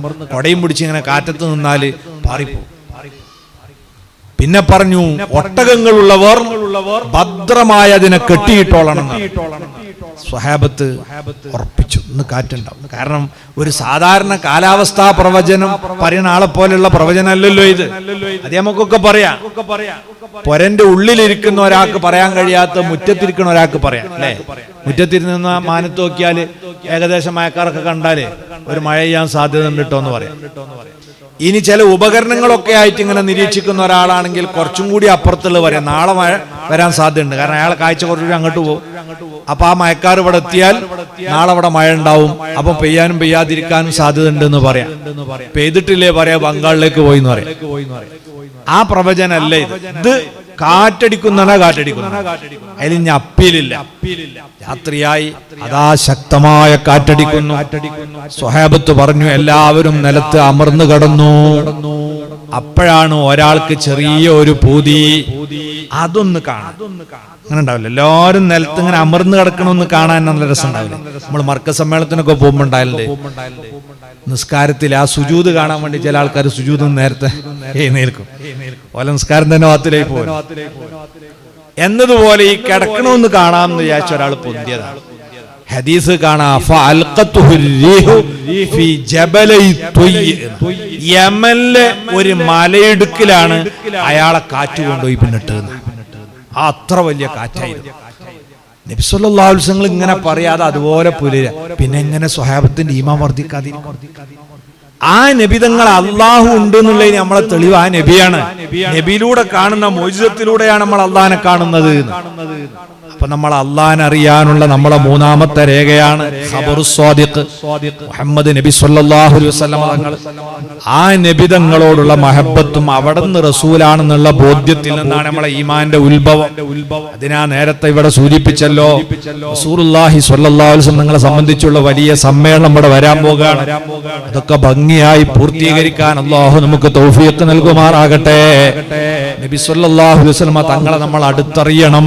അവിടുന്ന് ദൂതരാണെന്ന ബോധ്യം, അവിടുത്തെ റിസാലത്ത് നമുക്ക് ബോധ്യം വരണം. നബി ഒരു വിപ്ലവകാരിയായിരുന്നു, വലിയ അങ്ങനത്തെ ആളായിരുന്നു, ഇങ്ങനത്തെ ആളായിരുന്നു, എന്ത് മദ്ഹ് പറഞ്ഞാലും മതിയാവില്ല. പക്ഷെ അതിന്റെ ഒക്കെ അപ്പുറത്തേക്ക് അവിടുന്ന് അള്ളാന്റെ റസൂലായിരുന്നു എന്നതാണ് നമ്മളെ കൽബിൽ ആദ്യം കയറേണ്ടത്. അത് കേറിയിട്ടാണ് ബാക്കി നല്ല കുടുംബനാഥനായിരുന്നു, നല്ല ഭരണാധികാരിയായിരുന്നു, നല്ല സൽസ്വഭാവിയായിരുന്നു, ഇതൊക്കെ അതിന്റെ ശേഷം ഉണ്ടാവേണ്ടതാണ്. കാരണം മറ്റൊക്കെ പലർക്കും നമുക്ക് സൂചിപ്പിക്കാൻ കഴിയും. റസൂല് എന്നത് നബിതങ്ങൾക്ക് മാത്രമേ ഉണ്ടാവൂ, മറ്റു മുർസലീങ്ങൾക്കേ ഉണ്ടാവും. അത് നമുക്ക് ബോധ്യം വരണം. അതിനുള്ള മുഅ്ജിസത്തുകളെ സംബന്ധിച്ച് നമ്മൾ പഠിക്കണം. ആ യുദ്ധം തന്നെ കഴിഞ്ഞു വരുമ്പോഴേ മക്കത്ത് എത്താൻ മദീനയിൽ എത്താൻ നേരത്തെ നബിതങ്ങൾ പറഞ്ഞു ഒരു കാറ്റടിച്ചു. ആ കാറ്റടിച്ചപ്പോൾ പറഞ്ഞു ആരും പേടിക്കണ്ട, ഈ കാറ്റ് മദീനയിലെ ഒരു മുനാഫിഖിന്റെ മരണത്തിന് വേണ്ടിയുള്ള കാറ്റാണ്. നേരത്തെ കാറ്റ് എല്ലാവരും പേടിക്കണം, നിലത്ത് അമർന്ന് കിടക്കാൻ പറഞ്ഞു. ഈ കാറ്റ് ആരും പേടിക്കേണ്ടത് മദീനയിലെ ഒരു മുനാഫിഖിനെ കൊല്ലാനുള്ള കാറ്റാണ്. സ്വഹാബത്ത് വിശ്വസിച്ചു. പക്ഷെ കൂട്ടത്തിൽ മുനാഫിഖ് ഉണ്ടാവും. മുനാഫിഖ് എന്ന് പറഞ്ഞാല് ഹതഭാഗ്യന്മാരാണ്. ഓൽക്ക് ഈ മോചിതത്വം കറാമത്തും ഒന്നും കണ്ടാ കൽബ് കേറൂല. അത് അള്ളാഹ് തരണല്ലേ ഈമാൻ എന്ന് പറഞ്ഞാൽ നമ്മൾ തെളിവ് ഇങ്ങനെ കണ്ടിട്ട് കാര്യമില്ലല്ലോ. അത് അള്ളാഹു ഇട്ട് തരണ ഈമാൻ. നബിതങ്ങളെ കൂടെ നടന്നിട്ട് ഈ മോചിതത്തുകളൊക്കെ അനുഭവിച്ചിട്ട് ഈമാൻ കൽബിലേക്ക് കടക്കാത്ത മുനാഫിഖുകൾ അന്നുണ്ടായിട്ടുണ്ടെങ്കിൽ ഇന്നത്തെ കാലത്ത് പറയണ്ടേയില്ലല്ലോ. അള്ളാഹു നമ്മളൊക്കെ കാത്തുരക്ഷിക്കുമാറാകട്ടെ. മുനാഫിഖുകൾക്ക് ദേഷ്യം പിടിച്ചു. കാരണം ഓല നേതാവ് മരിക്കുന്നാണല്ലോ പറയുന്നത്. അങ്ങനെ അവരിങ്ങനെ മുറുമുറുത്തോണ്ട് നിൽക്കുന്നതിന്റെ ഇടയിലാണ് യാത്ര തുടരാൻ നേരത്തെ നബി സല്ലല്ലാഹു അലൈഹി വസല്ലം പറഞ്ഞു, എന്റെ ഒട്ടകത്തെ കാണുന്നില്ല, നിങ്ങളൊന്ന് പോയി നോക്കിയെന്ന്. അപ്പം ചാടി എഴുന്നേറ്റ് മുനാഫിഖുകൾ. അവര് അവിടുന്ന് സംശയം ഉണ്ടാക്കി സ്വഹാബാക്കളുടെ. കണ്ടങ്ങൾ മൂപ്പരെ ഇരട്ടത്താപ്പ് കണ്ടില്ലേ? നേരത്തെ മൂപ്പര് പറഞ്ഞു ഇവിടുന്ന് ഒരു കാറ്റടിച്ചപ്പം ഇത് മദീനയില് ഒരു മുനാഫിഖിനെ കൊല്ലാനുള്ള കാറ്റാണ്. അത് എന്തിനു വേണ്ടിയാണെന്ന് പ്രവചിക്കാൻ അറിയണ ഇയാള് മൂപ്പരെ ഒട്ടകത്തെ കാണാതായി നോക്കുമ്പോതാ നമ്മളോട് തെരഞ്ഞു നോക്കാൻ പറഞ്ഞു. അല്ലേ, നിങ്ങൾ കേട്ടില്ല മുജാഹിദ് ചോദിക്കണത്? ആയിഷ ബീവിന്റെ മാല പോയിട്ട് അറിഞ്ഞോന്ന് ചോദിക്കണ കേട്ടില്ല നിങ്ങൾ? അതേ മുനാഫിഖുകൾ അന്നുണ്ട്. അവര് ചോദിക്കാണ് അതെങ്ങനെ മൂപ്പരെ പിന്നെ ഒട്ടകം പോയി നമ്മളോട് തരാൻ പറയണെന്താ? ഈ സംസാരം സദസ്സിൽ നടന്നപ്പോ സ്വഹാബത്ത് അള്ളാഹിന്റെ റസൂലിന്റെ മുമ്പിലേക്ക് കേസെത്തിച്ചു. നബി ഒരു മുനാഫിഖ് ഇങ്ങനെ പറയുന്നുണ്ട്. നബിതങ്ങൾ ചോദിച്ചു എവിടെ അവൻ? ഒരു സ്വഹാബി ആളെങ്ങനെ കോളർ പിടിച്ചു കൊണ്ടുവന്ന് നബിതങ്ങളെ മുന്നിലിട്ടിട്ട് ഇവനാണ് പരടിക്കൊന്ന് അടു കൊടുത്തിട്ട് ഇയാളാണ്. അപ്പൊ നബി സല്ലല്ലാഹു അലൈഹി വസല്ലം പറഞ്ഞു, ഞാൻ അള്ളാഹിന്റെ റസൂലാണ്. എന്റെ ഒട്ടകം ആ കാണുന്ന മലയുടെ അപ്പുറത്ത് ഒരു മരത്തിന്റെ വേരിൽ അതിന്റെ കടിഞ്ഞാണ് കുരുങ്ങിക്കിടക്കണുണ്ട്, പോയി നോക്കിന്ന്. സ്വഹാബത്ത് പോയി നോക്കി, അതേമാതിരി അവിടെ കണ്ടു. അപ്പൊ ഇതെന്തേ നേരത്തെ പറയാഞ്ഞീന്ന്? അത് പോയി തെരഞ്ഞു കണ്ടുപിടിച്ചതിന്റെ കൂലി ഓർക്ക് കിട്ടാനാ. എല്ലാ രഹസ്യവും പറയണമെന്നില്ലല്ലോ, വെളുക്കും വേണ്ട. ഇത് കിട്ടുക, ഒന്ന് തെരഞ്ഞു നോക്കി അതിനെ കണ്ടുപിടിച്ചു കൊണ്ടുവരുമ്പോ അതിന്റെ കൂലി കിട്ടണ്ടേ? അപ്പൊ ഒന്ന് പറഞ്ഞില്ല എന്ന് പറഞ്ഞ് നബിതങ്ങളെ കൊച്ചാക്കുക. അള്ളാഹുവിന്റെ റസൂലാണെന്ന് ബോധ്യപ്പെടണ്ടേ? അതിന് നബിതങ്ങൾ ഇങ്ങനെ ധാരാളം മുഅ്ജിസത്തുകൾ കാണിച്ചിട്ടുണ്ട്. മദീനയില് നബി സല്ലല്ലാഹു അലൈഹി വസല്ലം തങ്ങളെ വഹയ്യത്തിന് ചുമതലപ്പെടുത്തിയ ഒരാളുണ്ട്. ഇയാളടക്ക് ഇസ്ലാം. കാരണം ഹിദായത്ത് എന്ന് പറഞ്ഞാൽ അങ്ങനെയല്ലേ, വലിയ വലിയ ആലിമായിട്ട് കാര്യമില്ല, സയ്യിദായിട്ട് കാര്യമില്ല, ഒന്നും കാര്യമില്ല. അള്ളാഹു നമ്മളെ ഹിദായത്ത് നിലനിർത്തി തരട്ടെ. അതിനാണ് 17 തവണ നിർബന്ധമായും ഇഹ്ദിനസ് സിറാത്തുൽ മുസ്തഖീം, ചൊവ്വായ മാർഗത്തിൽ ഞങ്ങളെ ഉറപ്പിച്ചു നിർത്തണമേ. നമ്മൾ എന്നും ദുആർക്കണത് അത് വെറുതെ വെച്ചതല്ല. അയാൾ ഇസ്ലാമിൽ നിന്ന് പുറത്തുപോയി മക്കയിൽ പോയിട്ട് ഇസ്ലാമിനെതിരെ അയാൾ പ്രവർത്തിക്കാൻ തുടങ്ങി. അള്ളാഹിന്റെ റസൂല് വല്ലാതെ വേദനിച്ചു. നബിതങ്ങൾ പറഞ്ഞു, ലാ തഖ്ബലുൽ അർള്, അയാളെ ഭൂമി സ്വീകരിക്കൂല, അയാളെ ഭൂമി സ്വീകരിക്കൂല എന്ന് പറഞ്ഞു. മഹാനായ സയ്യിദുന അബൂദർദാ റളിയല്ലാഹു അൻഹു പറയാണ്, ഇയാള് ഒരു നാട്ടിൽ പോയി അവിടെ താമസാക്കി ഇസ്ലാമിനെതിരെ പ്രവർത്തിക്കാൻ തുടങ്ങി. അയാള് മരിച്ചു എന്നുള്ള വാർത്ത കേട്ടപ്പം ഞങ്ങൾ അവിടെ പോയി. അപ്പണ്ട് ഇയാളുടെ ശരീരം പുറത്തിങ്ങനെ കാണും. അപ്പൊ ഞങ്ങൾ ചോദിച്ചു എന്തേയാക്കുന്നു? അപ്പൊ നാട്ടുകാര് പറഞ്ഞു ദഫന്നാഹു മിറാറൻ ഫലം തഖ്ബലുഹുൽ അർദ്. ഞങ്ങൾ നിരവധി തവണ അയാളെ പിടിച്ച് ഖബറിലിട്ട് നോക്കി, പക്ഷെ ഭൂമി അയാളെ സ്വീകരിക്കണില്ല. ഞങ്ങളിട്ട് പോന്നാ ഇയാൾ പുറത്തുണ്ടാവും. ഞങ്ങൾ വീണ്ടും പിടിച്ചതിലിടും, ഇയാൾ പുറത്തുണ്ടാവും. നബിതങ്ങൾ ആ പറഞ്ഞത് അതുപോലെ പുലരാണ്. ഇതിങ്ങനെ സ്വഹാബത്ത് അനുഭവിക്കുകയാണ്. ആ അനുഭവത്തിൽ നിന്നാണ് മുഹമ്മദ് മുസ്തഫ സ്വല്ലല്ലാഹു അലൈഹി വസല്ലം തങ്ങൾ അള്ളാന്റെ റസൂലാണെന്നുള്ള ബോധ്യം അവർക്കുണ്ടാകുന്നത്. അതുകൊണ്ട് മുത്ത് നബി സ്വല്ലല്ലാഹു അലൈഹി വസല്ലം തങ്ങളിലൂടെ നമുക്ക് അള്ളാഹനെ അറിയാൻ കഴിയണം. നമ്മളെ ബുദ്ധി ഉപയോഗിച്ച് നമുക്ക് അള്ളാഹനെ അറിയാൻ കഴിയണം. ആ അള്ളാഹു ഇതാ നമ്മളെ മുമ്പിൽ നിൽക്കുന്നുണ്ട്, ഞാൻ അവനെ കാണുന്നുണ്ട്. അൻതഅബുദ റബ്ബക കഅന്നക തറാഹ്. ആ ഒരവസ്ഥയിൽ നമ്മൾ ഇബാദത്ത് ചെയ്യുമ്പോഴാണ് അതിന് ഗുണമേന്മ ഉണ്ടാകുക. ആ ഒരവസ്ഥയിലേക്ക് നമ്മൾ വളരുമ്പോഴാണ് നമുക്ക് ആത്മീയത ഉണ്ടാകുക.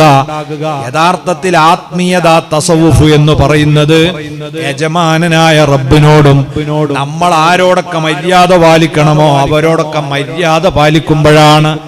ആ അദബ് പാലിക്കാനുള്ള മാനസികാവസ്ഥ നമുക്ക് ഉണ്ടാവണം. മഹാന്മാര് പറഞ്ഞല്ലോ, ഇന്നത്ത തസവുഫ കുല്ലഹു له الأدب ومن العوارف فاعرفا هو عبلا. തസവ്വുഫ് എന്ന് പറഞ്ഞത് മുഴുവനും അദബാണ്. മഹാനായ സുഹ്റവർദി റഹ്മത്തുള്ളാഹി അലൈഹിയുടെ അവാരിഫുൽ മആരിഫിൽ നിന്ന് നീ അത് പഠിച്ചു മനസ്സിലാക്കിക്കോ. മഹാനായ സൈനുദ്ദീൻ മഖ്ദൂം അൽ അവ്വൽ നമ്മളോട് പറഞ്ഞിട്ടുണ്ട്. ആ അദബ് പാലിക്കുന്നിടത്താണ് നമ്മളൊക്കെ പരാജയപ്പെട്ടു. നമ്മൾ അള്ളാഹുവിനോട് കാണിക്കേണ്ട അദബ് പലപ്പോഴും നമുക്ക് പാലിക്കാൻ കഴിയില്ല. അല്ലാഹു സുബ്ഹാനഹു വ തആല അവനെ നമ്മൾ ഏത് നിലക്ക് ബഹുമാനിക്കണം അതിന് നമുക്ക് പലപ്പോഴും സാധിക്കാതെ. അപ്പം നിസ്കാരം തന്നെ നോക്കാം.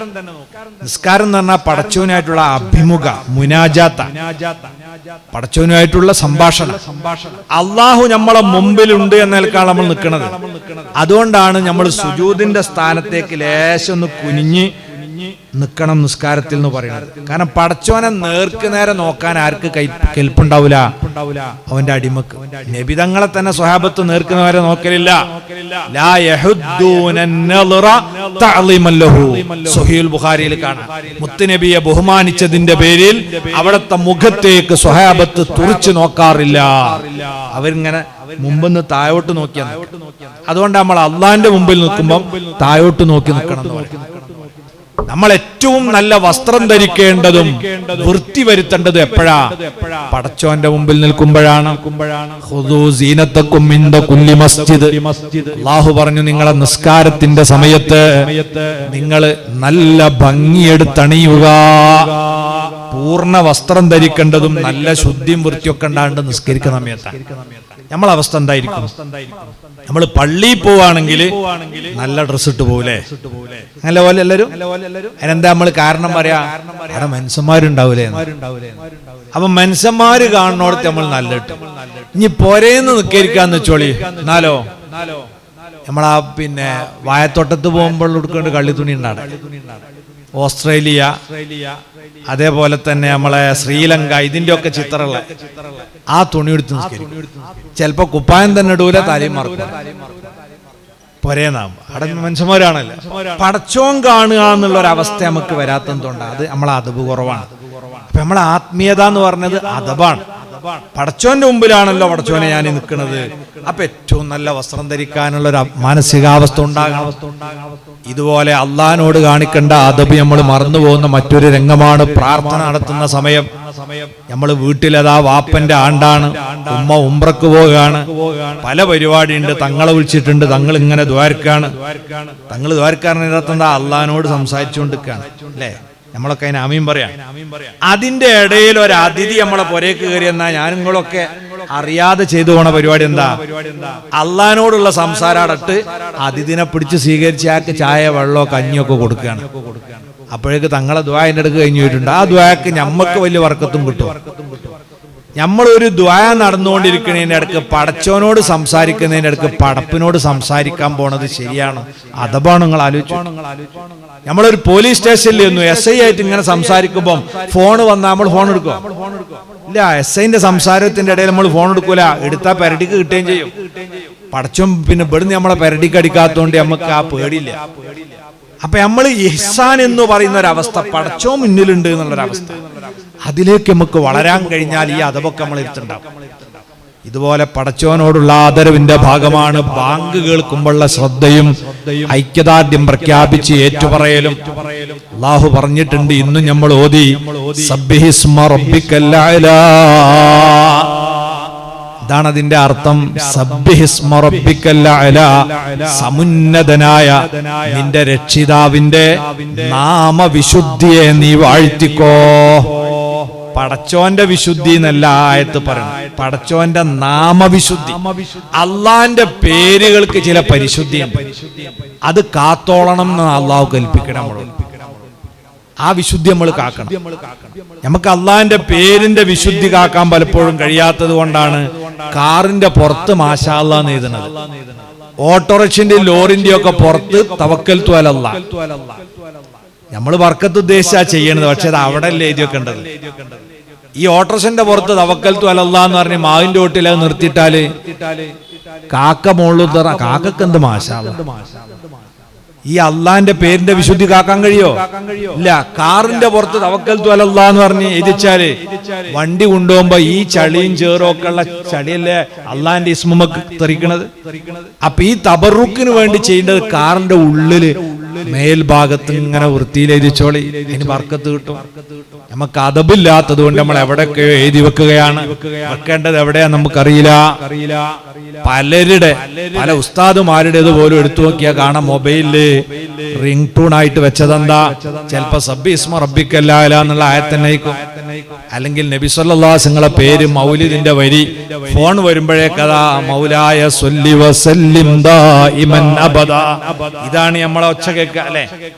നമ്മളിപ്പോ ബർക്കത്ത് ഉദ്ദേശിച്ച് നല്ല വിചാരിച്ച് ചെയ്യാ, പക്ഷെ അത് അദബ് കേടാണെന്നുള്ളത് പലപ്പോഴും നമ്മൾ അറിയില്ല. ഒന്ന് ഖുർആനിലെ ഒരായത്തൊക്കെ എന്നെ നിങ്ങളെ ഒരാൾക്ക് വിളിക്കാനുള്ള ഒച്ചക്ക് വേണ്ടി ഉപയോഗിക്കുക എന്ന് പറഞ്ഞ അദബ് കേടല്ലേ? അതിനിറക്കിയതാണല്ലോ ഖുർആനിലെ ആയത്ത്. എന്നെ ഒരാൾക്ക് ഫോൺ ചെയ്യുമ്പം ആ വിവരം എന്നോട് പറയാനുള്ള ഒരു ശബ്ദത്തിന് വേണ്ടി ഇറക്കിയതാണോ ഈ ആയത്ത്? അതതിന്റെ അദബുകേടല്ലേ? അതിനൊന്നും നമ്മൾ അത് ഉപയോഗിക്കരുത്. രണ്ടാമത്തെ ഒരു പ്രശ്നം എന്താ? ഇനി നമ്മൾ ആ ഫോൺ വന്നാൽ ഉടനെ നമ്മൾ ഫോൺ എടുത്തു, അപ്പൊ ആയത്ത് എവിടെ കട്ടാകുക? അർത്ഥം പൂർത്തിയാണോടത്താണോ? അല്ല, തെറ്റായ സ്ഥലത്തേക്കും. രണ്ട്.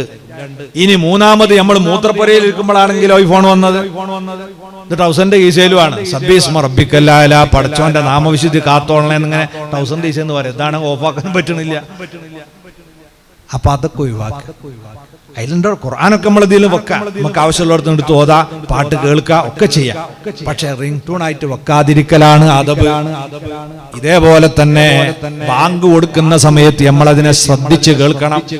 നമ്മളൊരാളായിട്ട് ഇങ്ങനെ ഫോണിൽ സംസാരിച്ചുകൊണ്ടിരിക്കുമ്പോഴാണ് പള്ളിയിൽ നിന്ന് അല്ലാഹു അക്ബർ എന്ന് പറയണത്.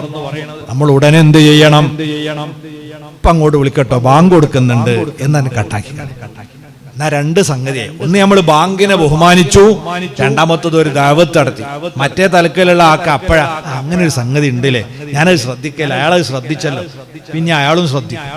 ബാങ്ക് കൊടുക്കുന്ന സമയത്ത് സംസാരിക്കരുത്, അതിനെ ശ്രദ്ധിച്ച് കേൾക്കണം. ഇസ്തിമാ ആവേണ്ടത് കേട്ടാ പോരെ, ശ്രദ്ധിച്ച് കേൾക്കണം. അതുപോലെ ഏറ്റുചൊല്ലണം. അതാണല്ലോ കാരണം. ബാങ്കിന്റെ സമയത്ത് അതിനെ അനാദരിച്ച് ഐഹിക സംസാരത്തിൽ ഏർപ്പെട്ടാൽ അല്ലാഹുവിന്റെ റസൂല് പഠിപ്പിച്ചത് മൻ തകല്ലമ ഇൻദൽ അദാനി യതലജ്ലജു ലിസാനുഹു ഇൻദൽ മൗത്ത്. ബാങ്ക് കൊടുക്കുമ്പം ഭൗതിക സംസാരത്തിൽ ഏർപ്പെട്ടാൽ മരിക്കുന്ന സമയത്ത് കെലിമ ചൊല്ലാനാകാതെ അവന്റെ നാവ് പടച്ചുപോകും. അള്ളാഹു നമ്മളെ കാത്തുരക്ഷിക്കുമാറാകട്ടെ. നമ്മൾ ശ്രദ്ധിക്കാത്തതാ. പ്രിയപ്പെട്ട ഉമ്മമാരൊക്കെ ആ കാര്യത്തിൽ നല്ല ജാഗ്രത പുലർത്തണം. കുട്ടികളെയൊക്കെ അത് ഉപദേശിക്കണം. ബാങ്ക് കൊടുക്കുന്ന സമയത്ത് എല്ലാവരും മിണ്ടാതെ അത് കുട്ടികൾക്ക് തന്നെ നമ്മളിങ്ങനെ ശീലാക്കി കൊടുത്തിട്ട് അത് ചൊല്ലി മരിക്കേണ്ടവരെ നമ്മള്. മൻകാന ആഖിറു കലാമിഹി ലാ ഇലാഹ ഇല്ലല്ലാഹു ദഖലൽ ജന്ന. അവസാനമായി ലാ ഇലാഹ ഇല്ലല്ലാഹ് എന്ന് ചൊല്ലി ഒരാൾക്ക് മരിക്കാൻ കഴിഞ്ഞാൽ നരകശിക്ഷ അനുഭവിക്കാതെ ആദ്യഘട്ടത്തിൽ തന്നെ സ്വർഗത്തിലെത്തുമെന്ന് മുഹമ്മദ് മുസ്തഫ സല്ലല്ലാഹു അലൈഹി വസല്ലം. ആ കൂട്ടത്തിൽ അല്ലാഹു നമ്മളെ പെടുത്തി തരട്ടെ. പള്ളിന്നൊക്കെ ആണെങ്കിൽ നമ്മളൊക്കെ ഇജാബത്ത് ചെയ്യും അല്ലേ? ബാങ്കിനൊക്കെ ഇജാബത്ത് ചെയ്യും, അതിന്റെ ശേഷം കൈപൊക്കി ദ്വാരക്കൊക്കെ ചെയ്യും. എന്നാ ബസ് സ്റ്റോപ്പിൽ നിന്നാണെങ്കിലോ എന്താ നമ്മളൊക്കെ അവസ്ഥ? ബസ് സ്റ്റോപ്പിൽ നിന്നാണെങ്കിൽ നമ്മൾ ഇജാബത്ത് ചെയ്യുകയാണെങ്കിൽ തന്നെ എങ്ങനെ ചെയ്യാ? മനസ്സിലാ ചെയ്യാ, ചുണ്ടളക്കൂല. ചുണ്ടളക്കാൻ മറ്റോൻ കണ്ടാലോ എന്ന് വിചാരിക്കും. ഓൻ കണ്ടപ്പോ എന്താ വിചാരിക്ക? അങ്ങനെ മെല്ലെ മനസ്സിനും അത് കഴിഞ്ഞിട്ടുള്ള ദുആയോ അതിന് കൈവക്കാൻ ധൈര്യമില്ല. അപ്പൊ അങ്ങനെ നമ്മളെ അമുസ്ലിം സുഹൃത്തുക്കളൊക്കെ നമ്മളെ ഹൈന്ദവ സഹോദരങ്ങളൊക്കെ ഓലൊക്കെ ഒരു ബസ്സിൽ പോകുമ്പോൾ ഒരു ആരാധനാലയത്തിന്റെ ബോർഡ് കണ്ടാൽ മതി, അങ്ങോട്ട് കൈവക്കി ഒരു 4 തൊട്ടുങ്ങളുണ്ടെങ്കിൽ ഇങ്ങനെ ബഹുമാനിച്ചാതിരിക്കും. ഞമ്മക്ക് നമ്മളൊരു ഷിയാറിനെ ആദരിക്കുന്നത് വലിയ ബേജാറ്, പേടി. അങ്ങനല്ല. എന്നിട്ട് ദ്വാരക്കൽ ഇങ്ങനെ മനസ്സിലാണ്. അവസാനം ഉണ്ട് ഇങ്ങനെ ഒരു തേമ്പല്. ആരും കണ്ടില്ലല്ലോ. ആ ദ്വാര തീർന്നാപ്പോ അങ്ങനെ ഉണ്ടാക്കി. എന്തിന് നമ്മളെ ഷിയാറുകളെ നമ്മളെ ആദരിക്കുന്ന കാലത്തോളം മറ്റുള്ളവരെ ആദരിക്കും. നമുക്ക് അതിനോട് ആദരവ് പ്രകടിപ്പിക്കാനും ബഹുമാനിക്കാനും കഴിയണില്ലേ? നമ്മളെ ഈമാൻ അങ്ങനെ ചുരുങ്ങി പോവാണ്. അപ്പൊ ഇത്തരം അദബുകൾ നമ്മൾ അള്ളാഹിന്റെ മുമ്പിൽ പാലിക്കണം. എത്രത്തോളം എന്ന് ചോദിച്ചാൽ നമ്മളതാ നല്ല ദിക്റിന്റെ മജ്ലിസിൽ പോകും. സയ്യിദന്മാരെ ആലിമീങ്ങളൊക്കെ കണ്ണുറിഞ്ഞിങ്ങനെ ദ്വാരക്കും. അപ്പൊ എന്റെ പരിപാടി എന്താ? എന്റെ അടുത്ത് ഇങ്ങനെ ഒരു സാധനം ഉണ്ടാവും. ഞാൻ അത് ഇങ്ങോട്ട് ഓണാക്കിയിട്ട് ആ തങ്ങൾ ഇങ്ങനെ കരഞ്ഞി ദ്വാരക്കാണ് ഇങ്ങോട്ട് എടുക്കുക. എന്നിട്ട് ഇതൊന്ന് വാട്സപ്പിൽ വിടട്ടെ, എന്റെ ഓക്ക് അയച്ചു കൊടുക്കട്ടെ. ഞാൻ ഇതിലൊന്നും ലയിച്ചു ചേരുന്നില്ല. ഞാൻ വെറും ഫോട്ടോഗ്രാഫറായിട്ട് ഇങ്ങനെ നിൽക്കുക. തവാഫിൽ പോലും ഇതാണ് അവസ്ഥ. കാബത്തിങ്കൽ വന്നാൽ ഒരു 80% ആൾക്കാരും പലപ്പോഴും നമ്മൾ കാണുന്നതാണ്. ഓരോ റൗണ്ടും ഇങ്ങനെ ലൈവായിട്ട് വിടുകയാണ്. പടച്ചോന്റെ കൊട്ടാരത്തിന്റെ മുമ്പിൽ ഒന്നുമില്ലാത്തവനായി 2 കഷ്ണം തുണിയും ഉടുത്ത് ഞാൻ ഒന്നുമില്ലാത്ത ഫക്കീറാണ് റബ്ബേ, നിന്റെ റഹ്മത്തിന്റെ നോട്ടം എന്നെക്കൊള്ള ഉണ്ടാകണേ. ഈ ഒരു മാനസികാവസ്ഥയിൽ അവിടെ ചുറ്റിക്കറങ്ങുകയല്ലേ തവാഫ്. പക്ഷെ അങ്ങനത്തെ യാതൊരു ബോധത്തിലേക്ക് നമ്മളെ മനസ്സ് വരാതെ അതുപോലും പ്രദർശനമാക്കി മാറ്റുന്ന ഒരവസ്ഥയിലേക്ക് നമ്മൾ മാറിയത് ഇഹ്സാൻ എന്ന് പറയുന്ന അവസ്ഥ, തസവ്വുഫ് എന്ന് പറയുന്ന അവസ്ഥ, ആത്മീയത എന്ന് പറയുന്ന അവസ്ഥ നമ്മൾ പ്രാപിക്കാത്തതിന്റെ പേരിലാണ്. അതുകൊണ്ട് ഇതുപോലെയുള്ള ദിക്റിന്റെ മജ്ലിസ് ഇതെല്ലാം നമ്മളെ ഖൽബ് ശുദ്ധിയായി അള്ളാഹുവിനെ കുറിച്ചുള്ള ചിന്തയും റസൂലിനോടുള്ള മഹബത്തും വർദ്ധിപ്പിക്കുന്നതിന് വേണ്ടിയുള്ളതാ. ഇത് ഓൺലൈനിൽ ഇങ്ങനെ ഇരുന്ന് കേട്ടാ കിട്ടുന്ന സംഗതിയല്ല. അങ്ങനെ ഉണ്ടല്ലേ? വിവരം കിട്ടാൻ എന്ത് മതി? ഓൺലൈനിൽ ഇരുന്ന ഓൺലൈനിൽ ഇരുന്നിട്ട് നിങ്ങൾക്ക് എന്ത് കിട്ടും? അറിവുകൾ ഇങ്ങനെ കിട്ടും. അതേ സമയത്ത് ഒരു മജ്ലിസിൽ ഒരുമിച്ച് കൂടിയാൽ കിട്ടുന്നത് എവിടുന്ന് കിട്ടൂല? അത് അവിടുന്ന് കിട്ടൂല.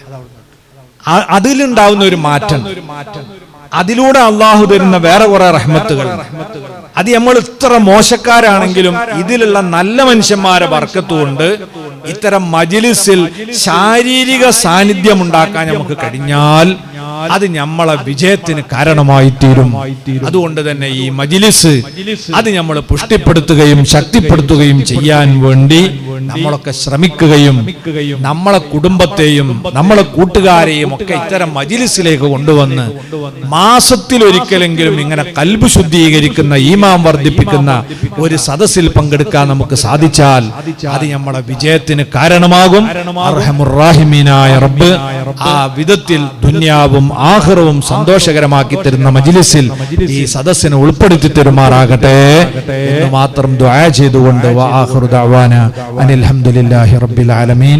അസ്സലാമു അലൈക്കും വറഹ്മത്തുള്ളാഹി.